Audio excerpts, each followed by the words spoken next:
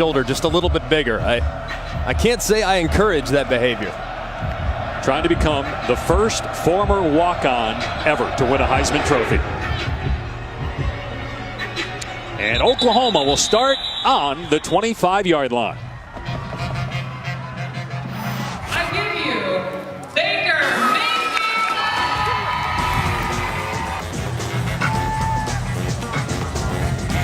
Mayfield. No doubt he's a character, whether it's at talent shows or on the field, but this kid can play too, and he's catching the eye of a lot of NFL scouts.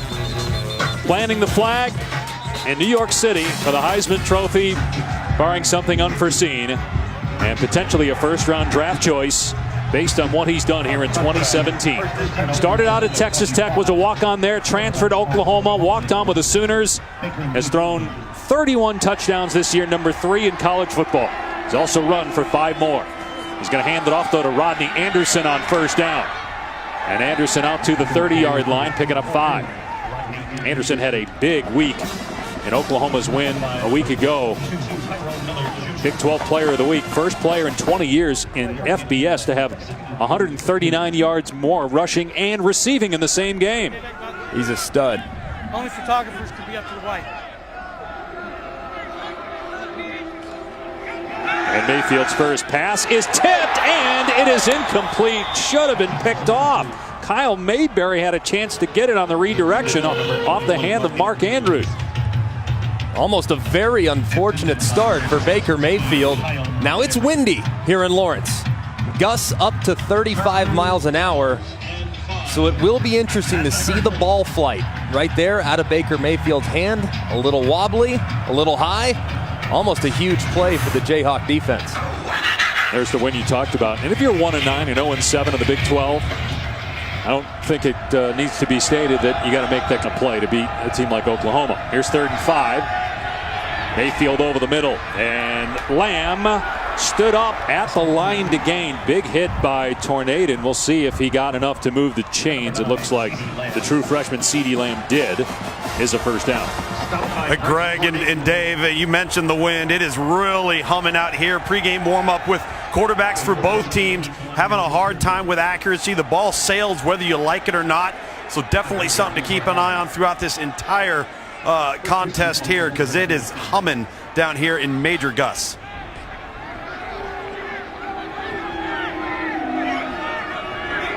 And right now, with the way the wind is moving, he's throwing right into that wind.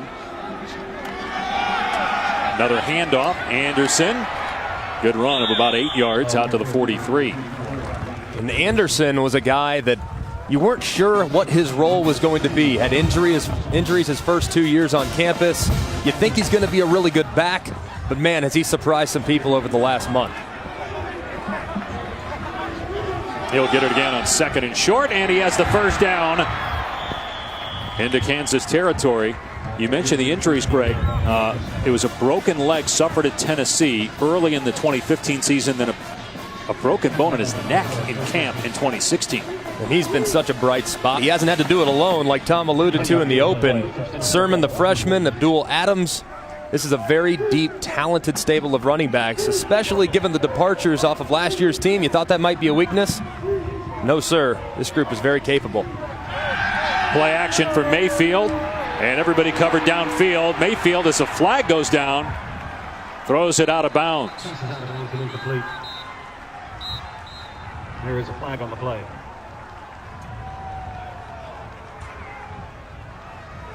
Flag was thrown at the 40-yard line downfield.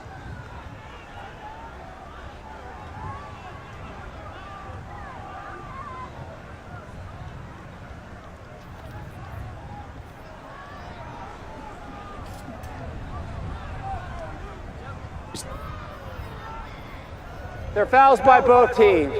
Holding, number 47, defense. Holding, number 75, offense. Those fouls will offset. Replay, first down. It was Keith Loneker and Drew Samia of Kansas and Oklahoma respectively on the penalties, but offsetting fouls, so it's another 1st and 10. Sounds good.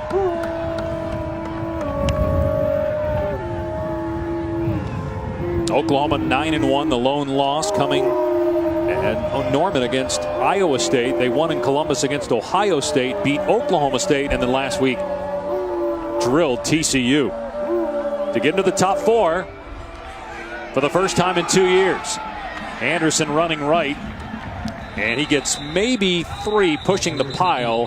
They blew it dead at the 44. Take a look at today's Impact Players, brought to you by Jared, the Galleria of Jewelry. The aforementioned Rodney Anderson, what a star he's been at running back. But on the outside, Brown for the Sooners has been so electric, so fast. And defensively for the Jayhawks, Joe Deneen Jr. and Dorrance Armstrong Jr., both in the front 7, going to be very important from a tackling standpoint and applying pressure to Baker Mayfield in the backfield. Yeah, Armstrong, he was the Big 12 preseason Defensive Player of the Year. Statistically, he hasn't had as good of a season as he did last year. 8 tackles for a loss. A year ago, he had 20. Mayfield on a wide receiver screen and a great open field stop. Brown is knocked down by Shaq Richmond. So this is a big third down here early on for Oklahoma. 3rd down and 6.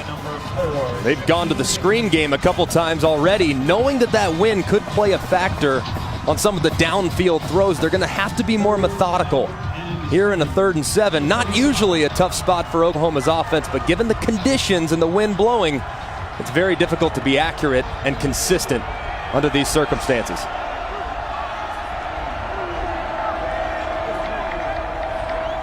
Mayfield with time, and Andrews comes free. A penalty marker is thrown right at Andrews and Loneker. Loneker already called for holding once. I think Andrews may have pushed off to get open. I think they're going to get offensive pass interference on Andrews. Pass interference, number 81, offense, 15-yard penalty from the previous spot, replay, 3rd down. And you can see Andrews trying to get to the sticks, understanding the down and distance. You see him work into the defender, and you see that left arm extend, giving him the needed room and the needed space to make the catch. The official did a good job of recognizing that.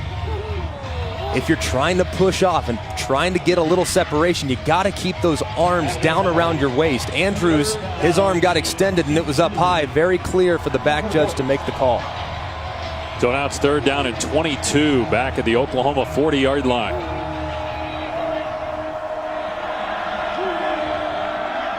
It was raining earlier today and then overcast, but now the sun comes out here late afternoon in Lawrence. Oklahoma just going to keep it on the ground on 3rd down and 22. And Anderson grabbed by Loneker at the 49-yard line. And so Oklahoma will have to punt the football. Tell you, Greg, if you're Kansas, you are really pleased with how that started. You don't give up an explosive play. You don't give up big runs and get pushed around with your front. You get aided by a penalty. Can't ask for anything more as far as starting off this game. That's important for Kansas to get off to a fast start and to develop some confidence. That defensive stand is the way to do it. Steve Sims is deep for the Seibert punt. Seibert handles all the kicking duties for Oklahoma. Punting into the wind, and that ball gets held up. That's a terrific kick. And so Kansas will have to start inside its 10-yard line. 44-yard punt, no return. Baker Mayfield unable to move the team on that opening drive, but always making headlines, not making friends though.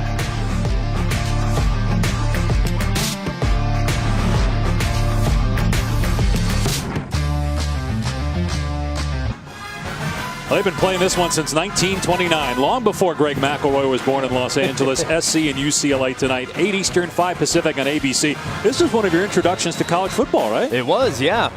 Had a buddy from my hometown that played for UCLA, Gabe Creeshon. One of my first experiences was in the Coliseum between UCLA and the Trojans, so that'll be a fun one tonight. So Kansas starting on the 8-yard line, and they're going to run Herbert on 1st down, trying to cut it back. And he's stacked up. No gain on the play. So the quarterback for Kansas, he's from Vero Beach High School in Florida. He's 6'2", 200-pound sophomore. It's his 4th straight start. And his first start against Kansas State, he threw for over 400 yards. I think he can run a little bit, and that's the reason he's in there instead of Peyton Bender, who started the first 7 games of the season for KU. Herbert again off the left side. He gets smoked by DJ Ward and Marquez Overton. So 3rd and long. Carter Stanley doesn't have a huge arm, so it'll be interesting to see whether or not this wind affects him today. But he is athletic. That offensive line for Kansas has been a little leaky, so that athleticism with him has really allowed this offense to be a little better the last few weeks.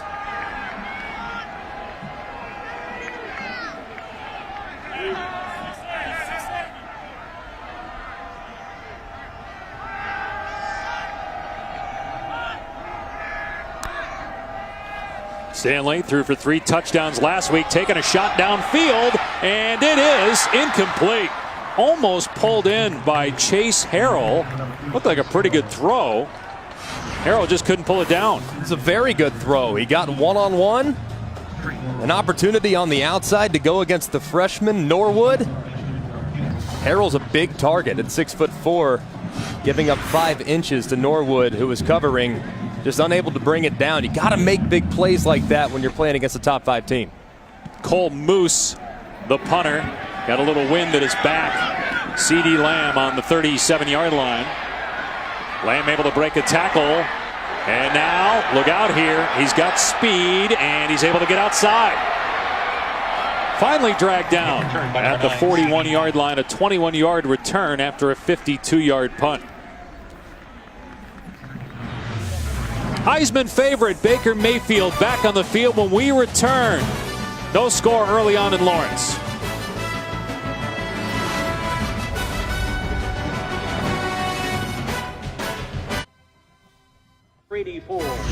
ESPN College Football is presented by PlayStation Vue. Watch the biggest moments in sports. Try it free today. And in part by Mitsubishi Motors, a century of innovation. Well, 13 seniors were honored today on Senior Day in Lawrence, but unfortunately only 12 could be here. Andre Maloney, who was recruited by Kansas, signed to play here, passed away in high school. Joe Deneen wears number 29 in honor of Maloney, whose mother and sister were here attending a KU football game for the first time. Deneen was a high school rival of Maloney and wanted to carry on his memory. First down for Oklahoma at the Kansas 41. Here's Anderson. Tripped up, but after an excellent run, down to the 33. And there's the Maloney family again in attendance for the first time today, even though they're all from Lawrence. Just a heartbreaking story, but a touching tribute before the game.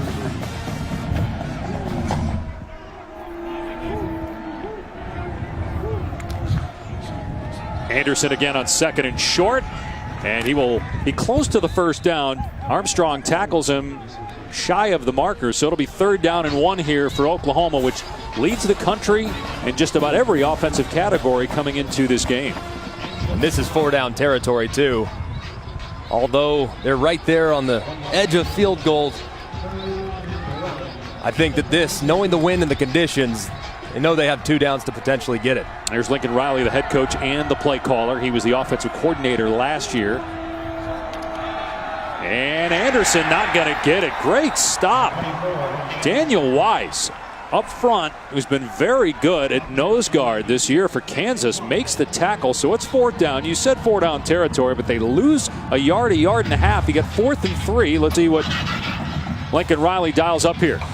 I think you got to go, fellas, with this wind and the way that's going to affect that ball. It's a long kick anyways. Got to have confidence you're going to be able to get this with what you've been able to produce on the season on the offense. There's no doubt they're going. It's just about whether or not Baker Mayfield can hit one of his receivers accurately in stride. Almost threw an interception on the last drive because of an errant throw. He'll pass here.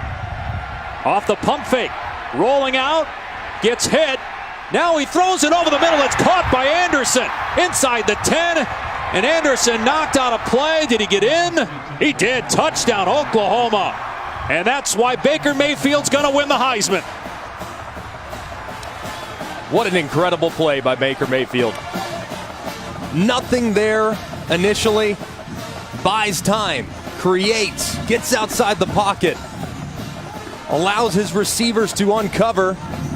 And still keeps his eyes downfield while evading would-be tacklers. I mean, that is so hard to cover these talented guys on the outside and on the perimeter for that long. Baker Mayfield, that's why he's the best player in college football right there. Hey, Greg, he made the biggest no-no look safe. Yeah.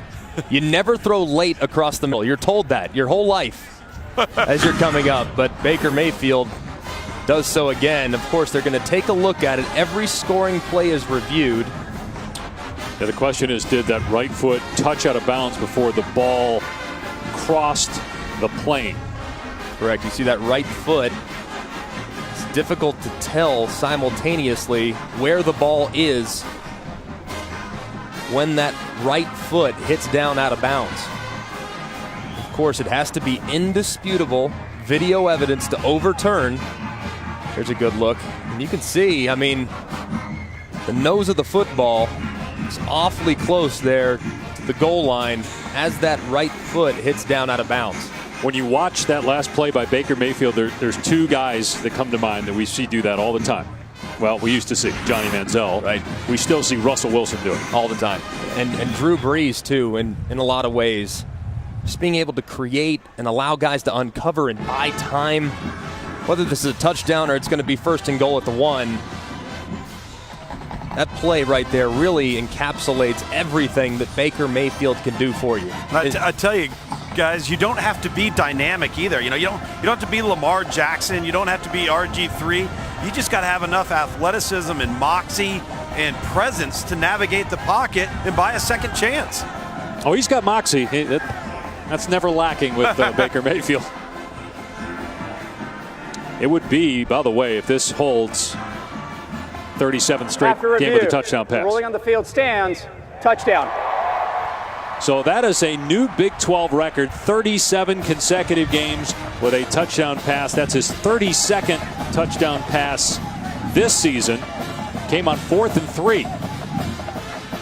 Big plays. Baker Mayfield, every game.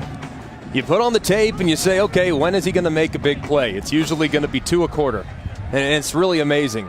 Like clockwork. Every single week you can expect him to do something miraculous. That right there on 4th down was pretty dang close to miraculous. 34-yard touchdown pass to Anderson. And the point after makes it 7-0 OU. Baker Mayfield says to the Kansas players, "You won't shake my hand? I'll show you what I'll do to you."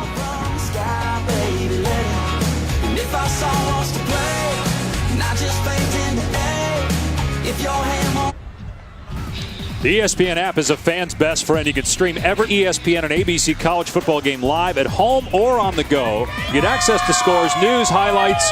Everything's on the ESPN app. Start streaming now.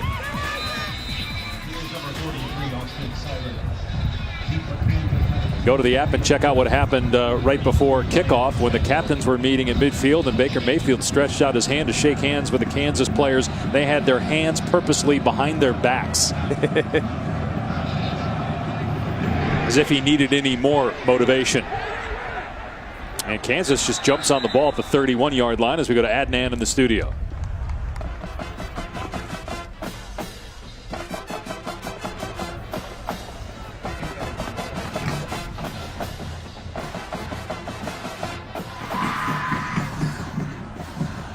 All right, Adnan. Baker's reaction very similar to what Adnan does when Palmer and Galloway refuse to shake his hand prior to showtime. Just clapping right there. Adnan has every bit as much swag as Baker does, though. No doubt about it. He does. So first down for Oklahoma, or Kansas rather, on its 31-yard line after the Oklahoma touchdown on 4th down. Stanley's pass caught at the 35-yard line by Evan Fairs. Gain of 5. Well, this is where Oklahoma has struggled this season on the defensive end. They've allowed 7 straight games of 20 or more points. That's the longest active streak by a ranked team. Yeah, they have struggled. There's been moments where they have really had a tough time getting off the field, but relying on some young people and some fresh faces. Here's Fairs again in the flat. And a gain of maybe 3 to the 39. It'll be 3rd down. They have talent. Now, they don't have experience, at several different positions, particularly in the secondary. But I do think that this group, from a situational standpoint, in the red zone and on third down, there's room for improvement, but that's where they have to be good in this league. You're going to give up yards, you're going to give up big plays, but you have to do a good job when teams get close to the end zone, and you have to do a great job getting off the field on third down. And it's third down and 3. Our long 2 for Kansas. And they're going to keep it on the ground here. And close to the first down is Taylor Martin. He's going to be spotted short. It's fourth down. See what David Beatty, the head coach, elects to do here. Knowing you're playing a top 5 team, do you roll the dice this early in the game? Fourth down? Nope, you punt it away. You have to. And I think, look, I understand you're going to have to take some chances. You're going to have to make some plays in order to make sure that you're in this game. But you can't put yourself in a position where Oklahoma gets the ball again on your side of the 50-yard line. After the nice punt return last time, Oklahoma only had to go a short field. Can't do it 2 drives in a row. And the fair catch signal made, a sliding grab by Lamb, and Oklahoma will start at the 16-yard line, leading 7-0 in the first quarter.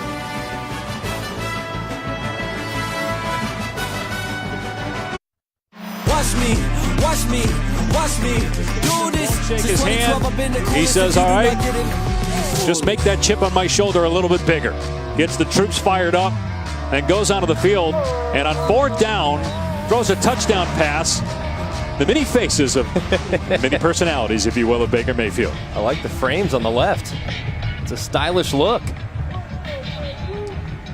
This is certainly refreshing for college football fans, but for the head coach Lincoln Riley, is this dangerous? Any part of Baker Mayfield in terms of his personality and the highs and the lows. Off play action, Mayfield throws it to the sideline, incomplete. Let's go to Adnan.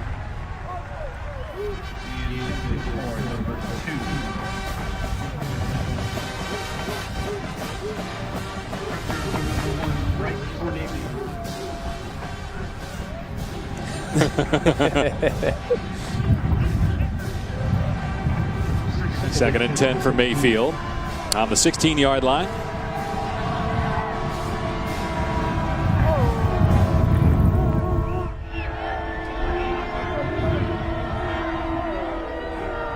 You can see that wind in the face of Oklahoma. So Sermon running right, and he's going to get tackled for a loss at the 14. Greg, before we had to go to Adnan, I mentioned, if you're a head coach and you're trying to win a championship, how much do you embrace Baker Mayfield's personality? How much of it, trying to win a title in the playoff era, is it a concern? Oh, no, it's the best thing that's ever happened to Oklahoma over the last few years. I mean, he has just breathed so much energy into the program, and there's so much consistency from him at the quarterback position. He's as stable as he's ever been, and I think you got to have a guy like that if you want to win a championship. See what Mayfield does here on third down and 12. Again, with a wind in his face, you see some debris blowing onto the field. Mayfield from the 5, moving around in the pocket, now takes off and gets sacked at the 13-yard line by Dorrance Armstrong to force a punt, which will occur from the Oklahoma goal line into the wind. And that's a great job by the Kansas defense. Your offense gets stopped short on third and short. Your coach decides to punt it, play the field position game. You go right out, you get a 3 and out. Tremendous job of the Jayhawk defense. So Seibert will boot it away here on fourth down. Had to move a little bit to his left, and the ball gets caught up in the wind, and it checks up, and Kansas is going to start inside the Oklahoma 40-yard line. Only a 25-yard punt by Seibert. Can the Jayhawks pay it off now and get some points? Taco Bell, a proud partner of the College Football Playoff. Be on the lookout for Taco Bell student sections and passionate fans like these at games all season long. Well, they haven't had a ton to cheer about here in Lawrence this season. Third straight 10-loss season. If they fall today, that would be the longest a Power 5 school in terms of active streaks. But a chance here for Kansas, starting inside the 40-yard line to make something happen. Stanley off play action. Long throw, and the catch is made for a first down to the 26-yard line by tight end Ben Johnson. And this is what Kansas has to do offensively. They got to move the pocket. They got to make these pass rushers for Oklahoma adjust their angles. If you just drop Stanley back over and over and over again, Okoronkwo and Kelly, they can go right after Stanley.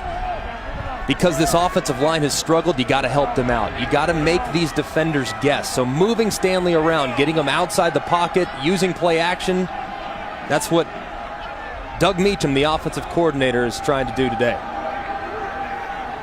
First down inside the 30-yard line of Oklahoma. Stanley to the other side, juggled and caught. Harrell on the grab. Taken down by Trey Norwood. Gain of 5 yards. I'll tell you,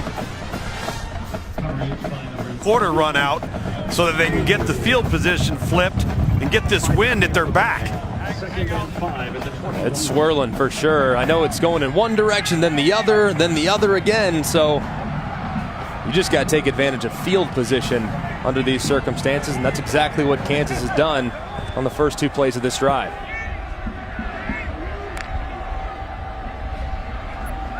On 2nd and 5, a strike to Harrell again. We'll see where they spot the ball. Norwood was right there on the tackle, and it's going to be a first down. Carter Stanley has looked good so far in this game. Got a lot of accurate throws, including on a deep ball where should have been a catch on the last drop. And this is not an area of the field that Kansas has really struggled with. Now, when you're playing against a team that's as high octane offensively as Oklahoma, you have to score touchdowns when you get in the red zone. Field goals aren't going to beat the Sooners with the way they can put up points on the other side. Tom mentioned trying to score before you have to change ends at the quarter. They run the ball here, and they're not going to get anything. Herbert knocked down in the backfield. Forward progress may get it back to the original line of scrimmage. The true freshman Kenneth Murray, one of those 4 true freshmen starting on defense for Oklahoma right now. And Dave, he is a great looking player. 2 years from now, there are going to be a lot of awards watch lists with his name on it. He's going to be special. This is just a team that's talented, just not overly experienced. But hey, go with youth movement if you've got better players. 2nd and long. Wide receiver screen to Johnson. And he's to the 11, so 5-yard pickup. About a 10-second difference between the game and play clocks here at 3rd down and 6. Those screens have to be big for Kansas today. Already talked about that pass rush and the capabilities up front for Oklahoma. Keeping them off balance with screens and draws can also be very beneficial to the OC Doug Meacham. Let's see what he dials up here on a 3rd and 6 in the red zone.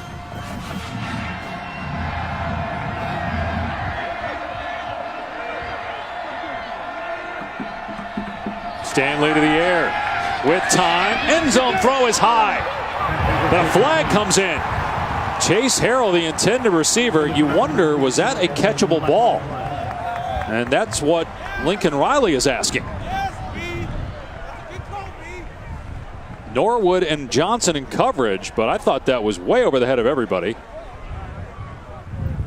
I don't know. Clearly it was interference, and they may say he didn't get a chance to jump because he was being grabbed by Norwood, and therefore you can't say it's uncatchable. Pass interference, number 13, defense. That foul occurred in the end zone. By rule, the ball will be placed at the 2-yard line. Automatic first down. I think they got it right, Mac. That's a good job by the officials. You look at the wide receiver, you look at how big he is. He's 6'4", Harrell is. And he showed a credit card inch vertical there because a defender was draped all over him. I think if he was not impeded, he could have had a chance to go up and make that play. They got Taylor Martin in to take the direct snap here, and it goes over his head. Martin in trouble. And that's Kansas football in a nutshell right there. There are penalty markers down. Yeah, and guys, they're going to get an illegal formation on top of it here with the receivers to the bottom of your screen. They did not have a target aligned on the line of scrimmage. Which they'll just decline. I mean, you had 1st and goal on the 2. You try to get tricky, and you snap it over the Wildcat quarterback's head, and you lose 13, 14 yards. Illegal formation, more than 4 men in the backfield. Offense, that penalty is declined. Second down. But if it's a false start, it's a dead ball foul. But because that occurred during the play, Oklahoma is just going to decline that.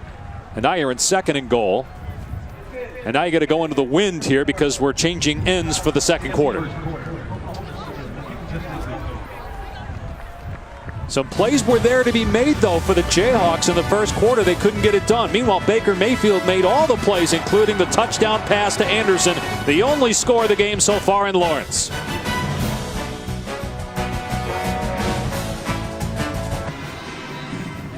Welcome back to Lawrence. An interesting play to end the first quarter. Mesa Riberty, he's the center. They're in a wildcat position. He has Marquez Overton, 300 pounds, right on top of him. And as he's trying to snap the football, he tries to block before he executes the snap, which leads the snap to go off target. The coaches were concerned about the defenders lining up right over the center. Right there, you could see it clearly affected the center, Riberty, and the accuracy on the shotgun snap. And it caused a 10-yard loss, so it's 2nd and goal as we start the second quarter. And here's Stanley running the ball, and he gets a good chunk of it back down to the 5. Number 9, Curtis Stanley. That's one of the reasons he's in there at quarterback instead of Peyton Bender, who was the starting QB for the first 2 months of the season. They had some success with that quarterback draw last week against Texas, too. When they're off schedule, for instance, 2nd and long, like we just saw, that quarterback draw has been beneficial to them. Now, it's a little bit more manageable 3rd and goal. From the 6-yard line to the end zone. Incomplete. Harrell had a chance. Nice play by true freshman Trey Norwood to break it up, and it's 4th and goal. It's good coverage on the outside, trying to work Harrell on the fade route. He's got both hands on the ball. That's twice now that Harrell has had both hands on the football, only for the ball to end up incomplete. Now, is that contested catch? Yes. Is it very difficult? Absolutely. But those are the plays you have to make if you're trying to upset a top 5 team. Rui's kick is good, and Kansas is on the board. But as we said, going to break in the first quarter, there's some plays to be made out there for KU.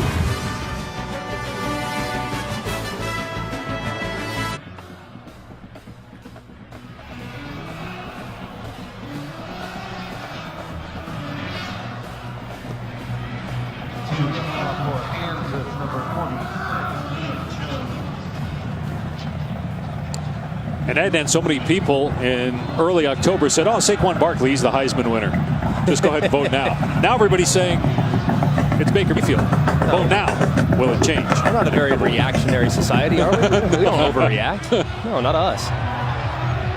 Short kick, and because it gets caught up in the wind, it goes out of bounds, and they're going to have the ball on the 35-yard line.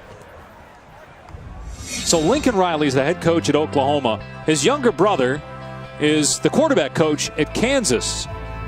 And at one time, Garrett played at Texas Tech. Lincoln was a coach at Texas Tech. They actually worked together at East Carolina on the coaching staff.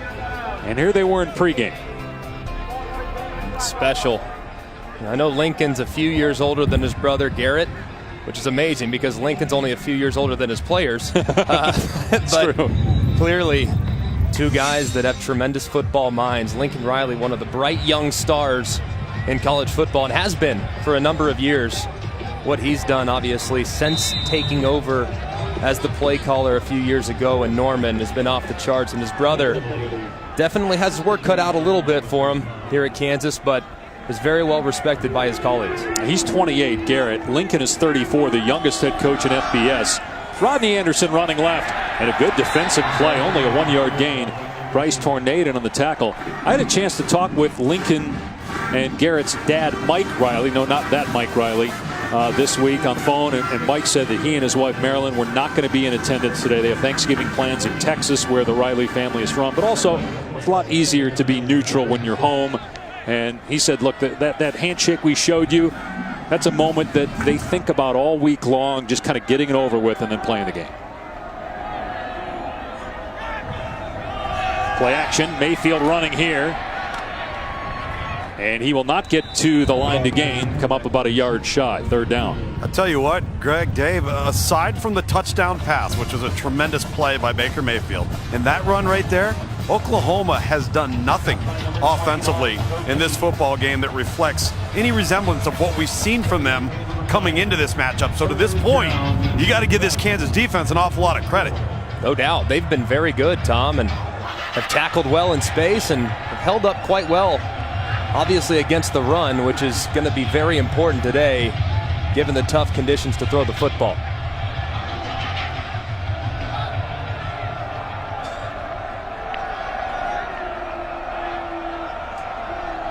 Anderson's already had 9 carries on the day. Not going to get number 10. Mayfield down the field. It's over the head of Andrews, incomplete.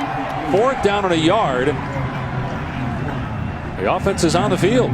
Let's see if they stay on the field. You have to force Baker Mayfield off the field, but Lincoln Riley is going to call for his punt unit to come out. Good job by Kansas defensively, but that's a throw that Baker Mayfield will make 99 times out of 100. Throwing the corner route, just threw it behind Andrews. That's one he definitely is going to wish he had back. Seibert with the wind at his back, and he kicks it too far. Into the end zone on the fly. 56-yard punt, but only a 36-yard net. And Kansas down 4. Back in offense when we return.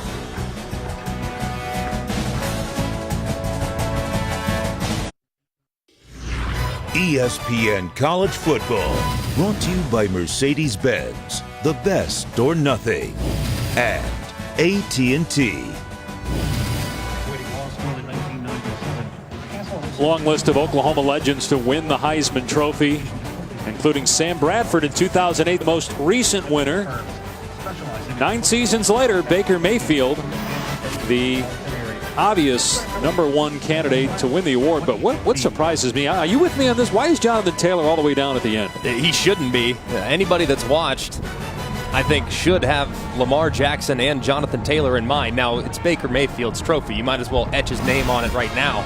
But Jonathan Taylor, given the effort that he had today against Michigan as well, that should vault him up. I think people are just conditioned to look at Wisconsin running backs and say, oh, well, just another guy, a long list of guys that have come before him that have been equally productive. But if you watch Wisconsin closely, you'll recognize that they are a totally different team. When Taylor's out there, he's a star and should definitely be in New York as one of the finalists. Not that those other young men haven't had great seasons, but Taylor on an undefeated team as a true freshman, doing what not many Wisconsin backs before him have been able to do. Good pickup. Harold close to the 1st down at the 30-yard line as we go to Adnan Virk in the studio.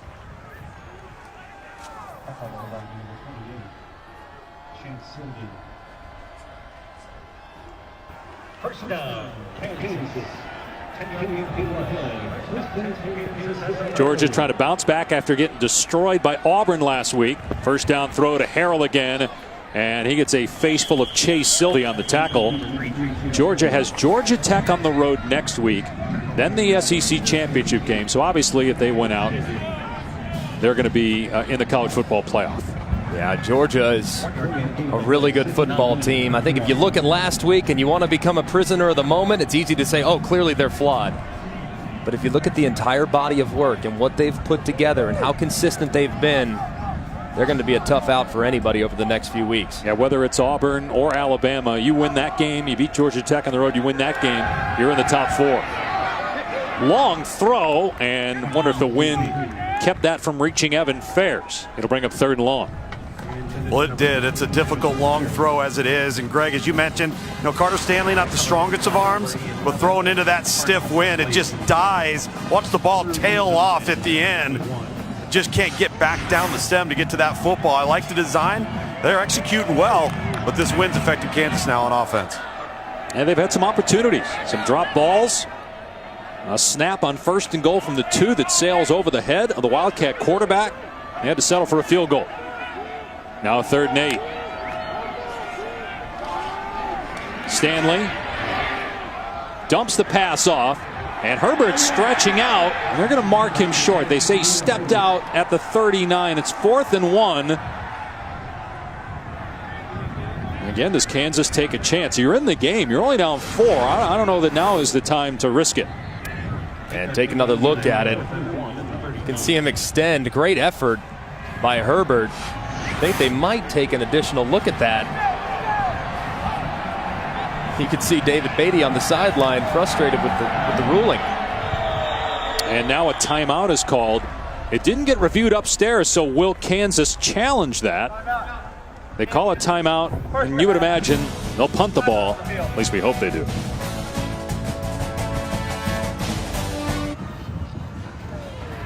Tuesday on ESPN, the college football playoff rankings will be revealed exclusively on ESPN at 7 Eastern. Also, Reese will talk with Kirby Hocutt, the committee chair.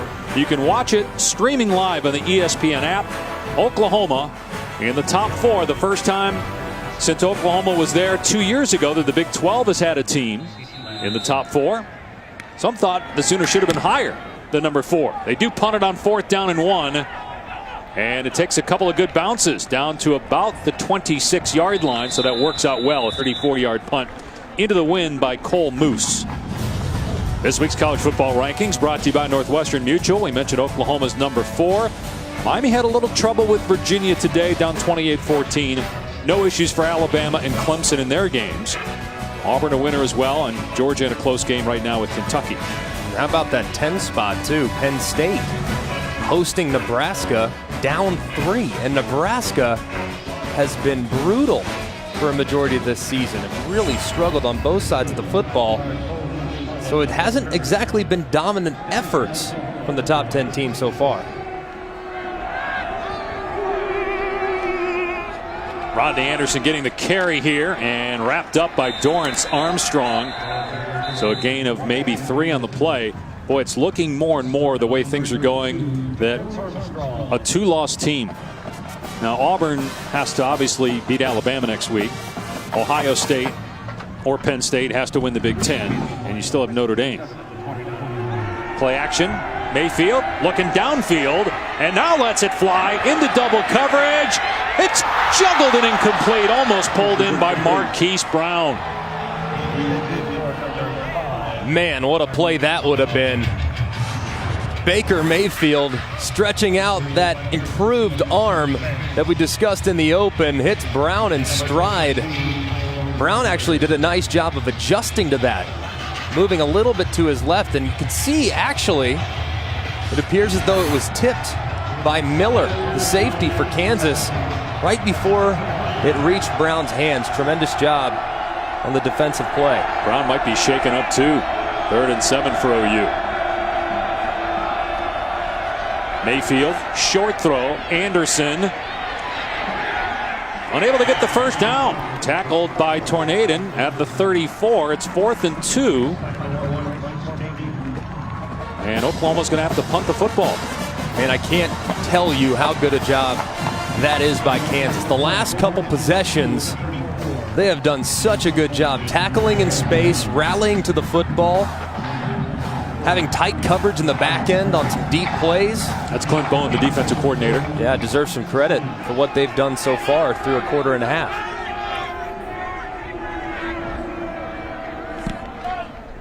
Seibert again with the wind at his back, gets a hold of that one, and it's muffed. But Kansas able to fall on it. Sims recovers his own whiff at the 16-yard line. Kansas ball when we come back, only down 4.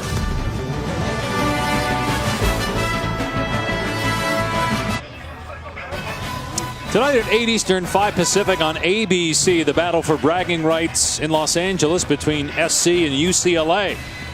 And 2 quarterbacks that if Sam Darnold comes out, likely to be drafted very high. Darnold of SC, Josh Rosen of UCLA. And we've got a pretty good quarterback in this game. Baker Mayfield has showed off that arm.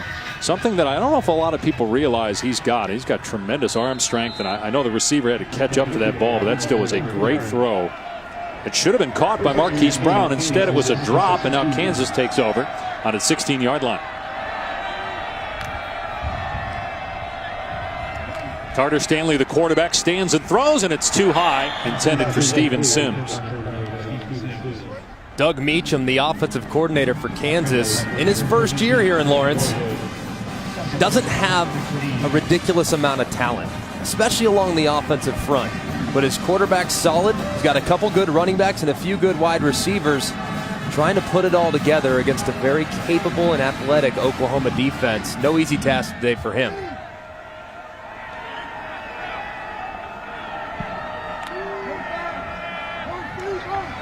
Play action. Stanley in trouble and looking for somewhere to run, and instead he gets squashed. Caleb Kelly is there.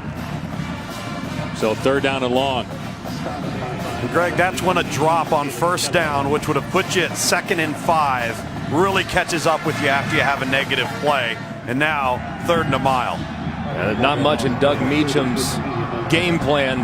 That's going to lead to a conversion on 3rd and long. Yeah, he talked about that with us. You know, listen, you get in 2nd and 12, 3rd and 14. There's just not a lot on the sheet. Especially when you're having a difficult time holding up, protecting your quarterback. Short throw, it's deflected and picked off. Intercepted by Emmanuel Beal, and Oklahoma's going to have the football inside the 15-yard line. Another drop by the Kansas wide receivers. You see Stanley trying to get it underneath to Fairs to try to get him out the back door with blockers out in front. Stanley just threw it too hard. I mean, the throw is only 6 or 7 yards, and it was accurate, but he threw it 100 miles an hour. It goes through Fair's hands and into the opportunistic belly of Beal. Big play for the Oklahoma defense. And Kansas now -15 turnover ratio on the season. That's a good way to get to 1-9. You can't give Oklahoma easy opportunities to score. I mean, that's really the first big mistake by Kansas, so they muffed a punt. Here's a short pass. It'll go down to Badette. He's at the 5 and rolled down to about the 3-yard line. 2nd and short coming up. Just so hard for your defense, and a sudden change opportunity like this to hold up. Kansas and their defense, for the most part, through the first 22 minutes of the game, they've held on pretty good. But right here, backs against the wall against one of the most explosive offenses in college football, and arguably the game's best player in Baker Mayfield. He's got Rodney Anderson behind him. Anderson scored on 4th down on a touchdown pass earlier. They're going to get lined up here. Play clock at 1, and it will be Anderson. And good defense again at the line of scrimmage. Joe Dineen, the leading tackler. In fact, he leads all players at FBS in solo stops, with a big hit on Anderson to bring up 3rd down. Great job by Dineen right there, slipping inside the pulling guard on the power play. Now Baker Mayfield in the 3rd down situation. I think you have to try to get him outside the pocket. Give him a run pass option where he can extend the play if need be.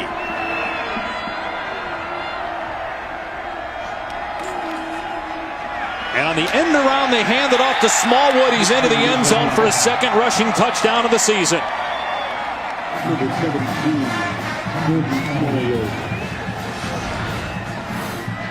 The little jet sweep to Smallwood. Thought Baker Mayfield might call his own number, see if he can't make a play. Instead, they just hand it right around the perimeter to Smallwood, and he falls forward for a touchdown. It started with the Beal interception off the deflection by Fairs, and ends in a touchdown run by Smallwood. Tack on 1, and it's 14-3 Sooners. Let's go to Adnan.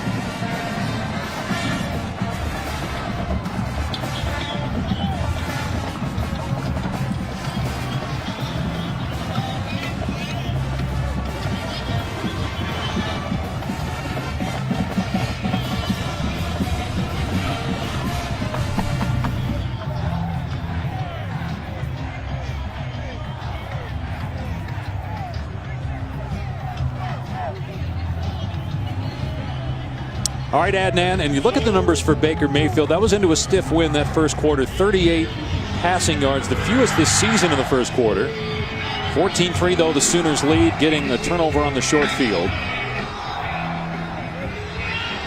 So much of those 51 yards, too, created on a broken play where Baker Mayfield scrambled around and found Rodney Anderson for the game's first score. So he's been held in check by his standards, obviously, throughout the beginning of this game. They got a holder out there for Seibert because of that wind. Looked like us yesterday in our 2QB segment, which I know everybody's looking forward to seeing later. Touchback, and Kansas will start on the 25-yard line.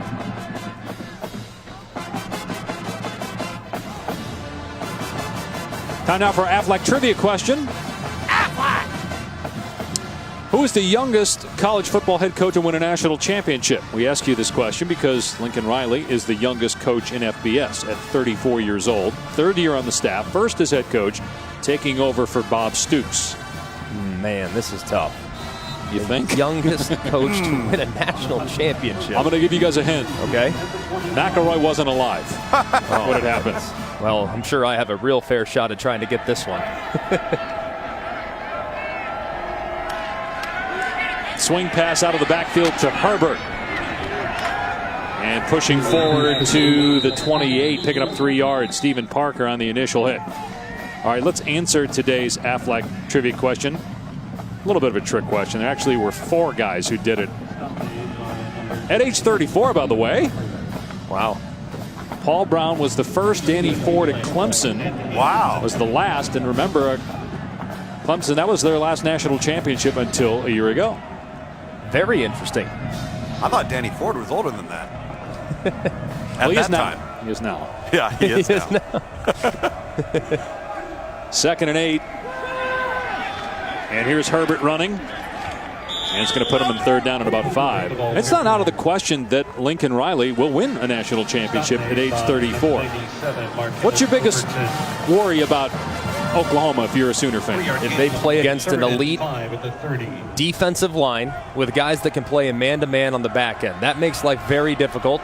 And if you can lock down these wide receivers and limit big plays, then it becomes tough.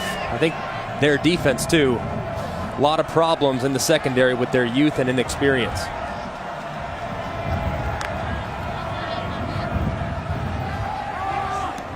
Stanley's pass is caught by Harrell, stretching out for the first down. And looks like he's got it based on the spot.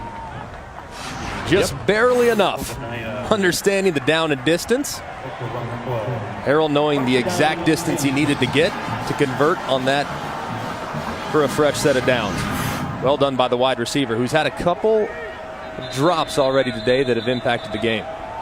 This is going to get reviewed further, it would seem. The ruling on the field was that the Kansas player made the line to gain for a first down. The previous play is under further review. Interesting. They review this one, but didn't the other. Yeah, there was a play earlier when it looked as though Kansas might have had an opportunity to potentially challenge, but they opted not to, ended up punting. Of course, the yellow line is not exact, but it's pretty close. Fully expect this play to stand as called or be confirmed by the official.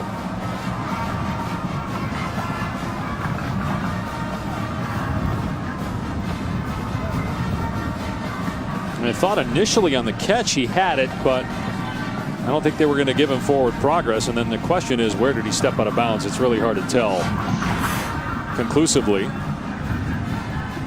The spot right now is about a half-yard past the 35-yard line, so I would expect this call to be confirmed. After review, the ruling on the field is confirmed. First down, Kansas. And you saw those passing yards for Kansas. They have more through the air than Oklahoma does. Right now the defense has played well for Kansas. It's the turnover. It was the killer. And the interception by Stanley, you mentioned he threw it too hard, but still was right off the hands of a receiver. Yeah, his receivers haven't helped him out. He's been, for the most part, very accurate early in this game, challenging and testing that young secondary for Oklahoma.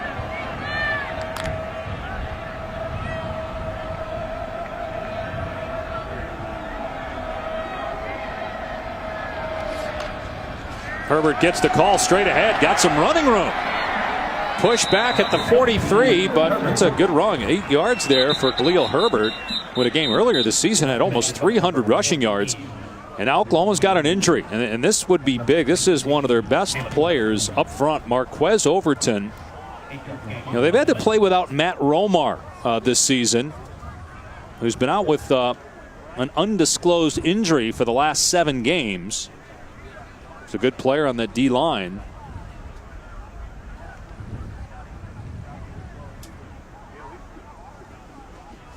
You hate to see that, and obviously this time of year your depth is so challenged, especially along the defensive line. So Sooner fans holding their breath right now. Let's go back to Adnan Virk while we have a moment.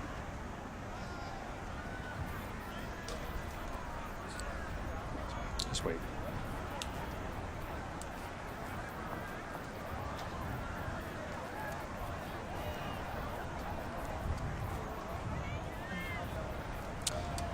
No, not really a surprise there in Columbus, especially now knowing that if Ohio State wins out, they've got a real chance to make college football playoff as a 2-loss team.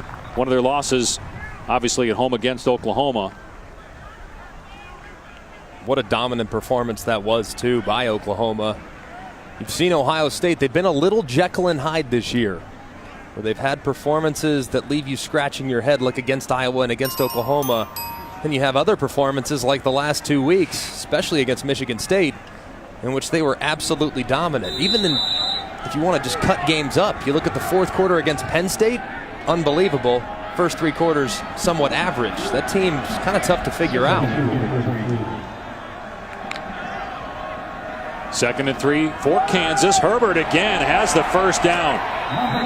Right now, Kansas making it look pretty easy running the ball against Oklahoma. Herbert's a good back. He looks the part, well put together. Not the tallest guy in the world. He's just a hair over 5'9". But he has some explosive capabilities, and if he gets in the open field, he can make you miss.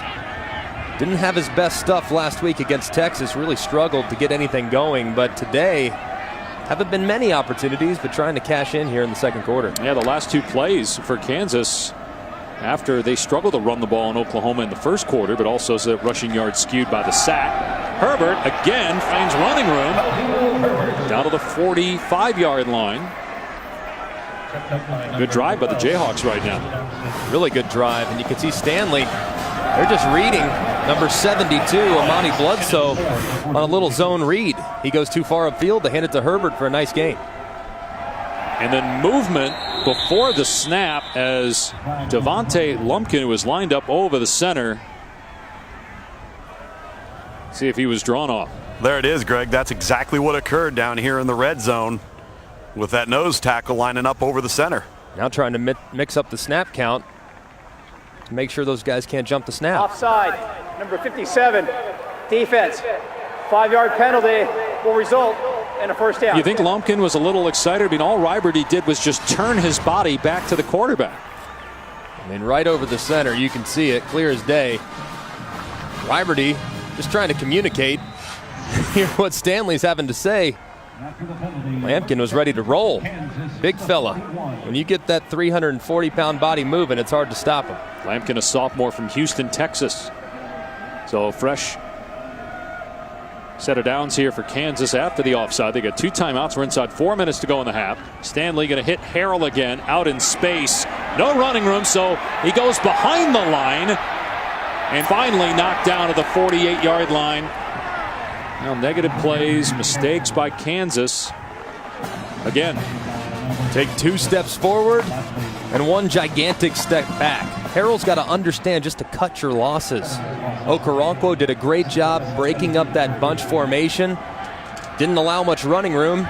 Just go down. 2nd and 11's okay. 2nd and 17, not so much.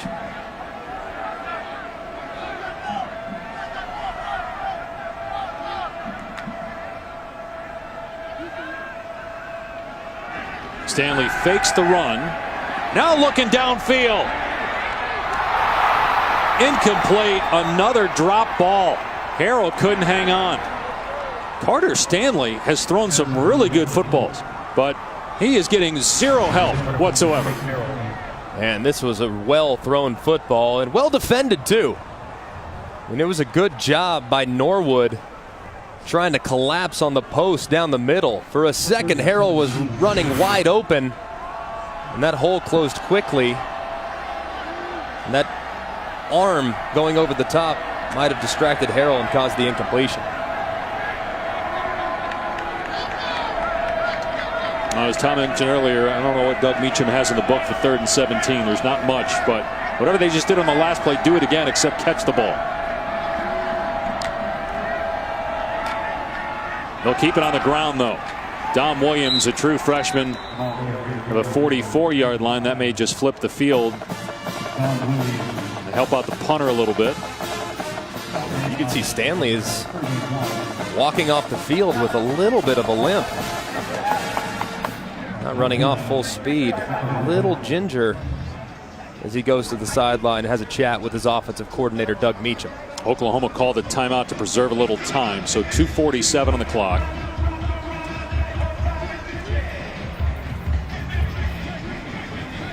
And the punt coming up. Baker Mayfield so far 5 of 9 passing and a touchdown. The Annex started in pregame going to shake the hands of a Kansas captain, and he was denied. There you even see Armstrong. Every time Mayfield approaches a Kansas player, they put their hands behind their back. And Mayfield talking trash after the touchdown pass on 4th down. He looks back at the Kansas fans. I think he said, "You have one win, stick to basketball." Wow. In fact, one of our camera operators heard him say, "Stick to basketball." It's not wrong with that comment about the one win. Good punt. And it's downed at the 3-yard line. Let's go to Adnan Virk in the studio.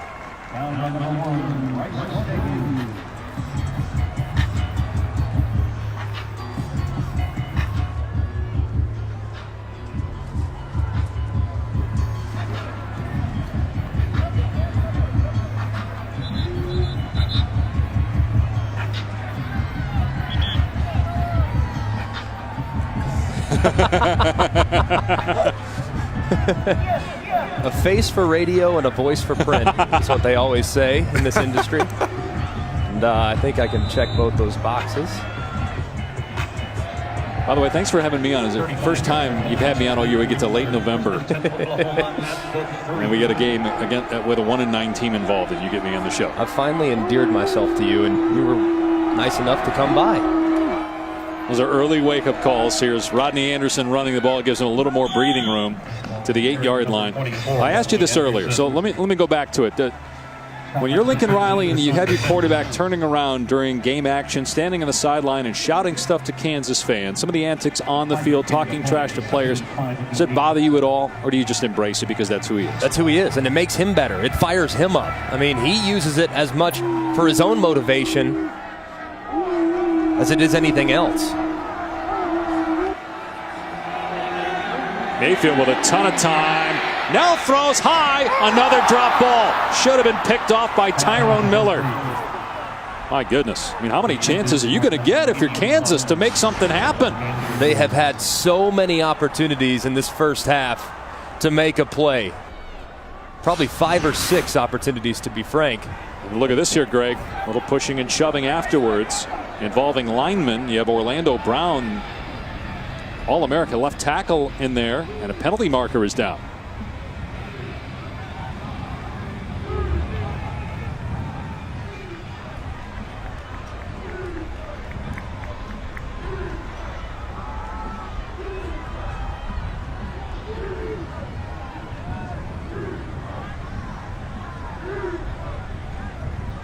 After the play was over, unsportsmanlike conduct, number 58, offense. Half the distance to the goal.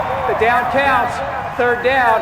That's number 58's first unsportsmanlike conduct foul for the game. That's on their center, Eric Wren. You got to keep your composure. Kansas is coming into this game, understandably so. 1 win on the season. Have nothing to lose. Try to get under the skin of the number 4 ranked Oklahoma Sooners. And they succeeded right there.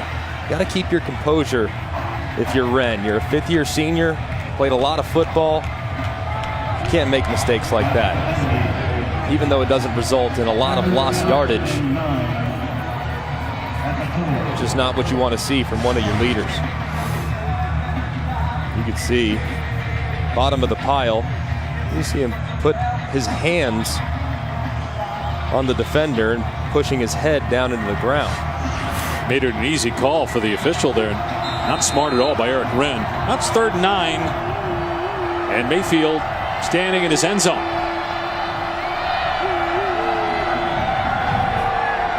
Mayfield looking. Everybody covered. Now Mayfield overthrows the receiver. Incomplete, trying to hit CeeDee Lamb. And so the Sooners will have to punt from their end zone, and Kansas does have a pair of timeouts. As many missed opportunities as there have been for the Jayhawks here in the first half, they have a chance to get some points here and make it a one-score game going into the locker room. Yeah, they do. And if I'm Kansas, knowing that the wind is at the back of the Oklahoma punter Sievert, I might try to come after this. I might come try to block this field goal in the end zone. They do come after it, and Seibert gets the kick away. And Oklahoma downs it close to midfield. And so Kansas will have it there with 2 timeouts, 1:39 to go. Dave Pasch, Greg McElroy, Tom Luginbill down on the field. All right, Greg, it's the first time we've had a chance to see Oklahoma in person this year. Through almost a half a play. What do you think so far? A little lethargic. I mean, the team really hasn't responded the way that you thought they might. Yeah, they did have the turnover deep in Kansas territory that they cashed in on, but the passing game has been somewhat erratic, understandably so. With wind and conditions like this, it's difficult for Baker Mayfield and company to have a lot of production through the air. But I've been really surprised by how ineffective they've been from time to time trying to run the football. You haven't seen Rodney Anderson or Sermon or Adams really have many opportunities to break free against what's been a pretty stingy effort from Kansas's defense. Carter Stanley trying to take off, and he's going to get sacked instead by Devontae Lampkin. Lampkin has missed time at Oklahoma due to suspension on 2 occasions. And he's going to get more playing time now with the injury to Marquez Overton. He makes the hit for a 5-yard loss. A lot of injuries for Oklahoma. We talked about the guys up front. Also Jordan Thomas missing today's game. 2nd straight game that he's missed due to injury. Oklahoma has West Virginia next week in Norman. And perhaps the Big 12 championship game after that. Incomplete pass intended for Herbert. With Texas beating West Virginia today, Oklahoma, if it wins this game, will clinch a spot in the Big 12 championship game. The likely matchup is TCU, especially if Oklahoma State ends up losing today to K-State. And they've been so consistent this year, and so many times, especially against top-level competition, they've gotten off to fast starts. Last week against TCU, the best defense in the Big 12, they come right out of the gates, and they roll in the first half. Hasn't been the case today, and that's really a testament to the way Kansas has played. Pass deflected at the line by Ward, so it's 4th and 15. So instead of moving the football, they go backwards and now have to punt it back to Oklahoma. He's trying to get a nice little hitch stick right there to the tight end, Ben Johnson. Just trying to get anything going through the air. And Oklahoma is having none of it. Now they get a chance to potentially come after a punt. If I were them, I'd call the punt block right here. He gets it away. Kicking into the wind, and the fair catch made by Lamb at the 16-yard line. So another chance here for Baker Mayfield. 50 seconds to go. 2 timeouts left. They, so far today in yards per play, about half of what they normally get, which leads the country at 8.5 yards per play. They average 600 yards of total offense on the season. They have about 111 so far in this game. They've just been uncharacteristically flat, really. I mean, they just haven't had much going through the air. One of their best players, Dimitri Flowers, has been a non-factor to this point. Hasn't even touched the football. haven't had many opportunities downfield, which is where they've always made their hay. It just doesn't look like the Sooner team we've seen over the last few weeks. Lincoln Riley, the head coach, told us he worked him harder in practice than any other week, knowing that it's human nature to look past an inferior foe. Mayfield on first down, surveying the field. Now throws downfield, and it's on target. And there's Flowers making the grab. There's a penalty flag down, though. Mayfield may have taken a shot after the play, and that's Drew Samia, the right guard, that's having a conversation with Baker, who is wincing right now. And I don't know if he's wincing because he's angry or if he's in pain. Roughing the passer, number 13, defense. 15-yard penalty at the end of the run. Automatic, first down. He's definitely hurt on that play. And what is Hassan Defense thinking there? And honestly, that should be targeting. I mean, he is launching his body. You can see the shoulder. He's launching into the head or neck area of Baker Mayfield. Not only is it a big play, you add 15 more yards, and Defense, frankly, he should be ejected after the launch. You can see it. It's not crown of the helmet or anything like that, but forcible contact, a launch to the head or neck area of a defenseless player, which is what Baker Mayfield was right there. That should have been targeting call. Mayfield throws downfield, incomplete, flag down, pass intended for Andrews. You just wonder how Mayfield is doing physically right now. You saw him wincing after taking a shot. Holding, number 13, defense. 10-yard penalty from the previous spot. Automatic, first down. So back-to-back penalties on Hassan Defense. You could see clear as day. I mean, grabbing Brown on multiple occasions as he tried to get free. It's a good call by the officials. Bad sequence by Defense. And so Kansas calls a timeout. Second half, 30 seconds in white. Oklahoma still with 2 timeouts and an opportunity to get some points here going into the locker room. And we'll try to see if we can get an update on Mayfield and whether he's 100% after that hit. But you see on that sequence there, I mean, looking at Kansas, why they've struggled this year, but also why Oklahoma has won games. That's happened several times where they've been the benefit of somebody else making a mistake. And frankly, that's sometimes how you win championships, where other guys are making errors and you're making the right plays. And they're capitalizing. I mean, if you look at Baker Mayfield creating some time, allowing Flowers to uncover, I mean, this guy's going to make 2 or 3 big plays every quarter. It's going to happen. Just a matter of when. And right there, Flowers, first time he's involved today, makes a huge play that gives Oklahoma new life offensively. You think they might take it to the half. Instead, now they're trying to steal some points before the end of the half. I mean, we saw Mayfield do it on 4th down in the first quarter, where he escapes the pocket, looks like there's nothing there, and all of a sudden a receiver comes free. Not only is it a first down, but it's a touchdown. Here's Anderson running the ball. He takes it to the 24-yard line. Oklahoma will call a timeout, and that will leave the Sooners with 1 and 19 seconds to go.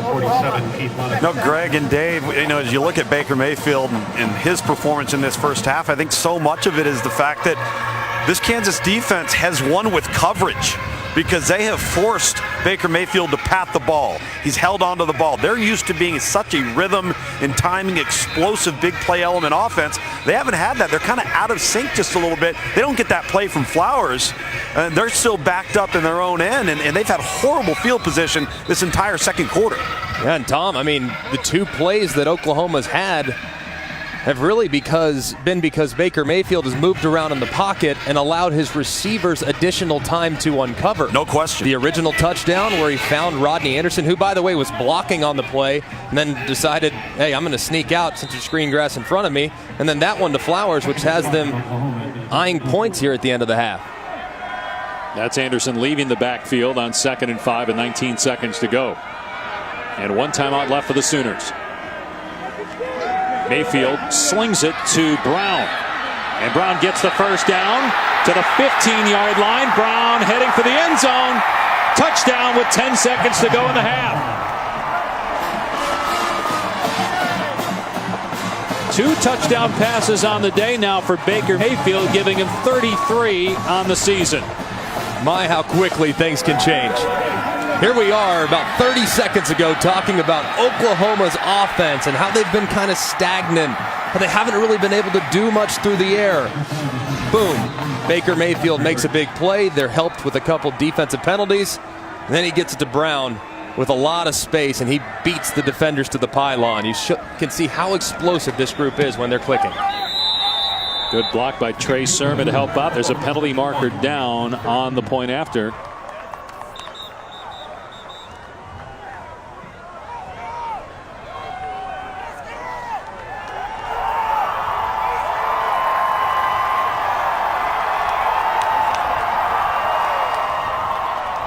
The kick was good. Let's see what the foul was. Personal foul. Hands to the face. Number 98. Defense. That 15-yard penalty will be on the kickoff. The try is good. It's on Keyshawn Simmons of KU. You just watch Baker Mayfield. Look how fast the ball gets out of his hands. I mean, he flips his feet so quickly, and throwing a quick game as a right-handed passer to your right like that is difficult. To get your feet around in a line to deliver the ball accurately, that kind of shows you just how athletic Baker Mayfield is. And you get the ball into the hands of Brown with green grass, you can see just how fast he is. He is so fast in the open field. No one was able to catch him as he found some space. Those two guys have hooked up quite often this year. That's 5 touchdowns now for Marquise Brown. And they're similar in a lot of ways. Nobody wanted either coming out of high school. Brown is from Hollywood, Florida. He originally committed to Utah State but didn't play there, then went to junior college, ended up at Oklahoma. He's 5'11", 116 pounds. Then you have Baker Mayfield. He was offered scholarships by FAU, New Mexico, Rice, and Washington State. That's it. He's from Austin, so he stayed in state, went to Texas Tech, walked on. Won Big 12 Offensive Player of the Year, but they didn't want him anymore there, so he ends up at Oklahoma. And now he might win the Heisman Trophy. As the kick goes out of bounds, Kansas will start on the 35 with 10 seconds to go here in the half. Kick off your Week 11 NFL Sunday with the Countdown Crew at 10 a.m. Eastern on ESPN. Of course, streaming live on the ESPN app. And then our Week 11 Monday Night Football matchup is a good one between the Falcons and the Seahawks. Reports about Ken Chancellor maybe missing the rest of the season. Already Richard Sherman out. Earl Thomas been in and out of the lineup, so the Legion of Boom, not what it once was. Monday Night Countdown kicks off for coverage 6 Eastern prior to Falcons Seahawks. Yeah, you look at Baker Mayfield there. So many people have said that they remind him an awful lot of the Seattle Seahawks quarterback, Russell Wilson. From the dead ball spot, first down, Kansas. And I can understand why people have made that comparison. I think they're similar in the way they can create, their stature, of course, their measurables, how big they are, how thick they are. They're similar in size, and I also think they're very similar in moxie. Russell Wilson has that it factor, that ability to shoulder the load when need be. It's exactly what Baker Mayfield has done over the course of his college career. He's been just sensational and will likely in a few weeks be the proud owner of the most coveted individual award in all of sports, in my opinion, the Heisman Trophy. And we double-checked this pregame with our research crew. No former walk-on has won the Heisman Trophy. So Baker Mayfield would be the first to accomplish that feat. Kansas in position here just to take a knee and go to the locker room. And people will tune in. Maybe they'll see the score and say, oh, 21-3, it's what we expected. If you watch the first half, Kansas had opportunities, but the Jayhawks really were their own worst enemy. Baker Mayfield was good, not great in that first half, but all that matters is what's on the scoreboard. It's 21-3, Oklahoma at the break.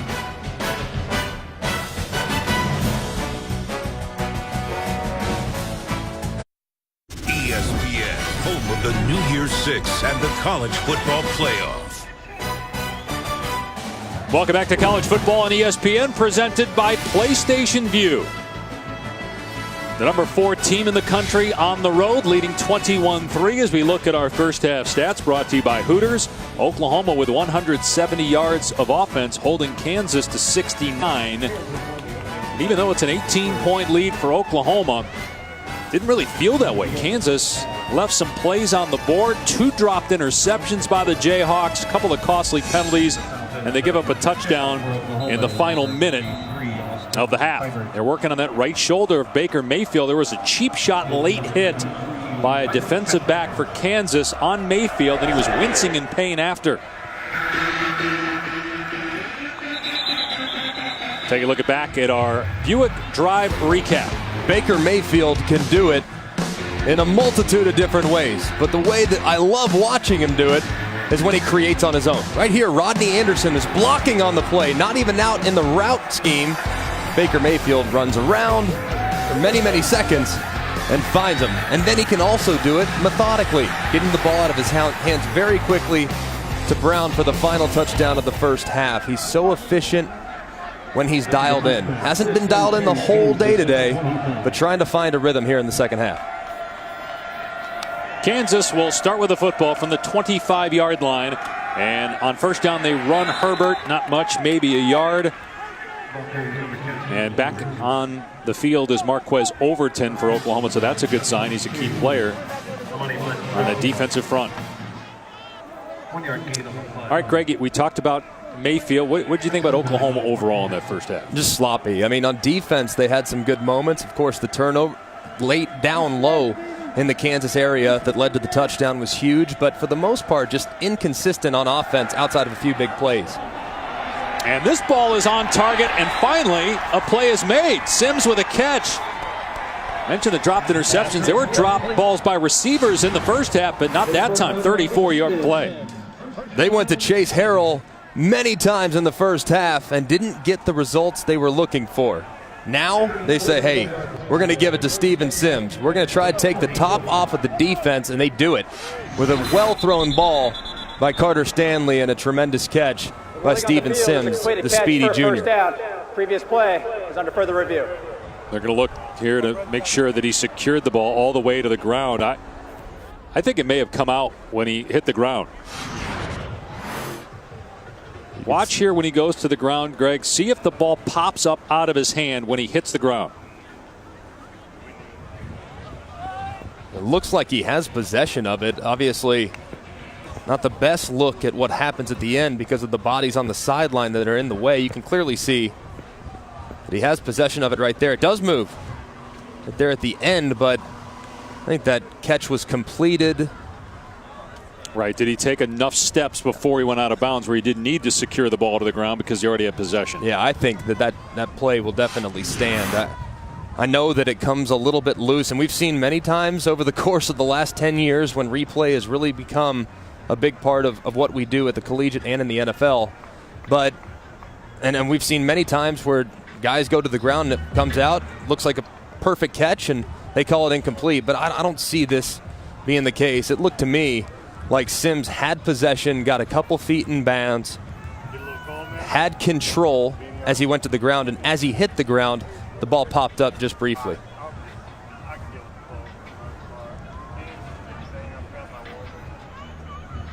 I would expect this call to stand for sure.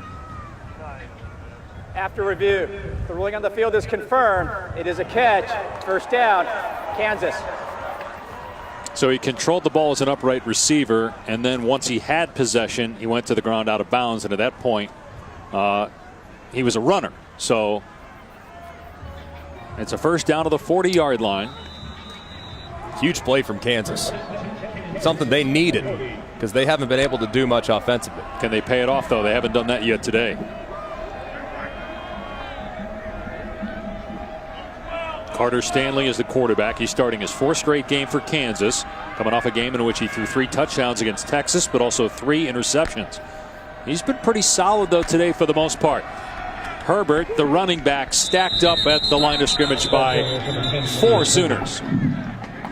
Well, guys, David Beatty really encouraged coming out of the locker room. He realizes the plays that are there to be made, and they finally made one there with Sims, but that's been there all day. Feels great about the defensive performance. Really, Baker Mayfield's made 2 plays the entire first half on offense. You can't ask for more than that from this Kansas defense, and now good field position on offense. And Tom, I heard him tell you It shouldn't be 21-3, and he's right. It didn't feel that way at all. It was a 4-point game for most of that half, with Kansas playing as well as Oklahoma for most of it. Another pass that's on target, and Ben Johnson with the grab. He steps out of bounds short. It'll be 3rd down and 2 for KU. This is a really good opening drive. Moving the pocket, trying to hit a ball downfield, and utilizing some of their tempo. Herbert on the pitch, gets the first down easily, and knocked out of bounds.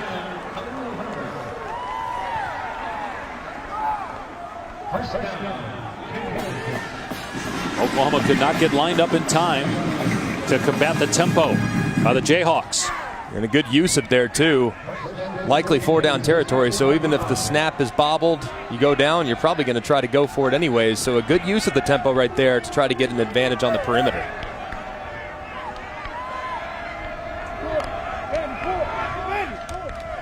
They'll give it to Herbert again. Taken down at the 27-yard line by Kenneth Murray, a true freshman. Oklahoma finds itself in the top 4 after knocking off TCU last week. But there are a lot of people that thought they would jump more than a spot. And it makes you wonder how the committee feels about the Big 12 as a whole, not just Oklahoma. And their defense, really. I mean, the committee values complete teams, but I would have had the Sooners at number 2 in last week's rankings. Play action here for Stanley, and not on the same page with Sims, who stopped his route, and the pass sails to the end zone. But do you think also the committee looks at the conference as a whole?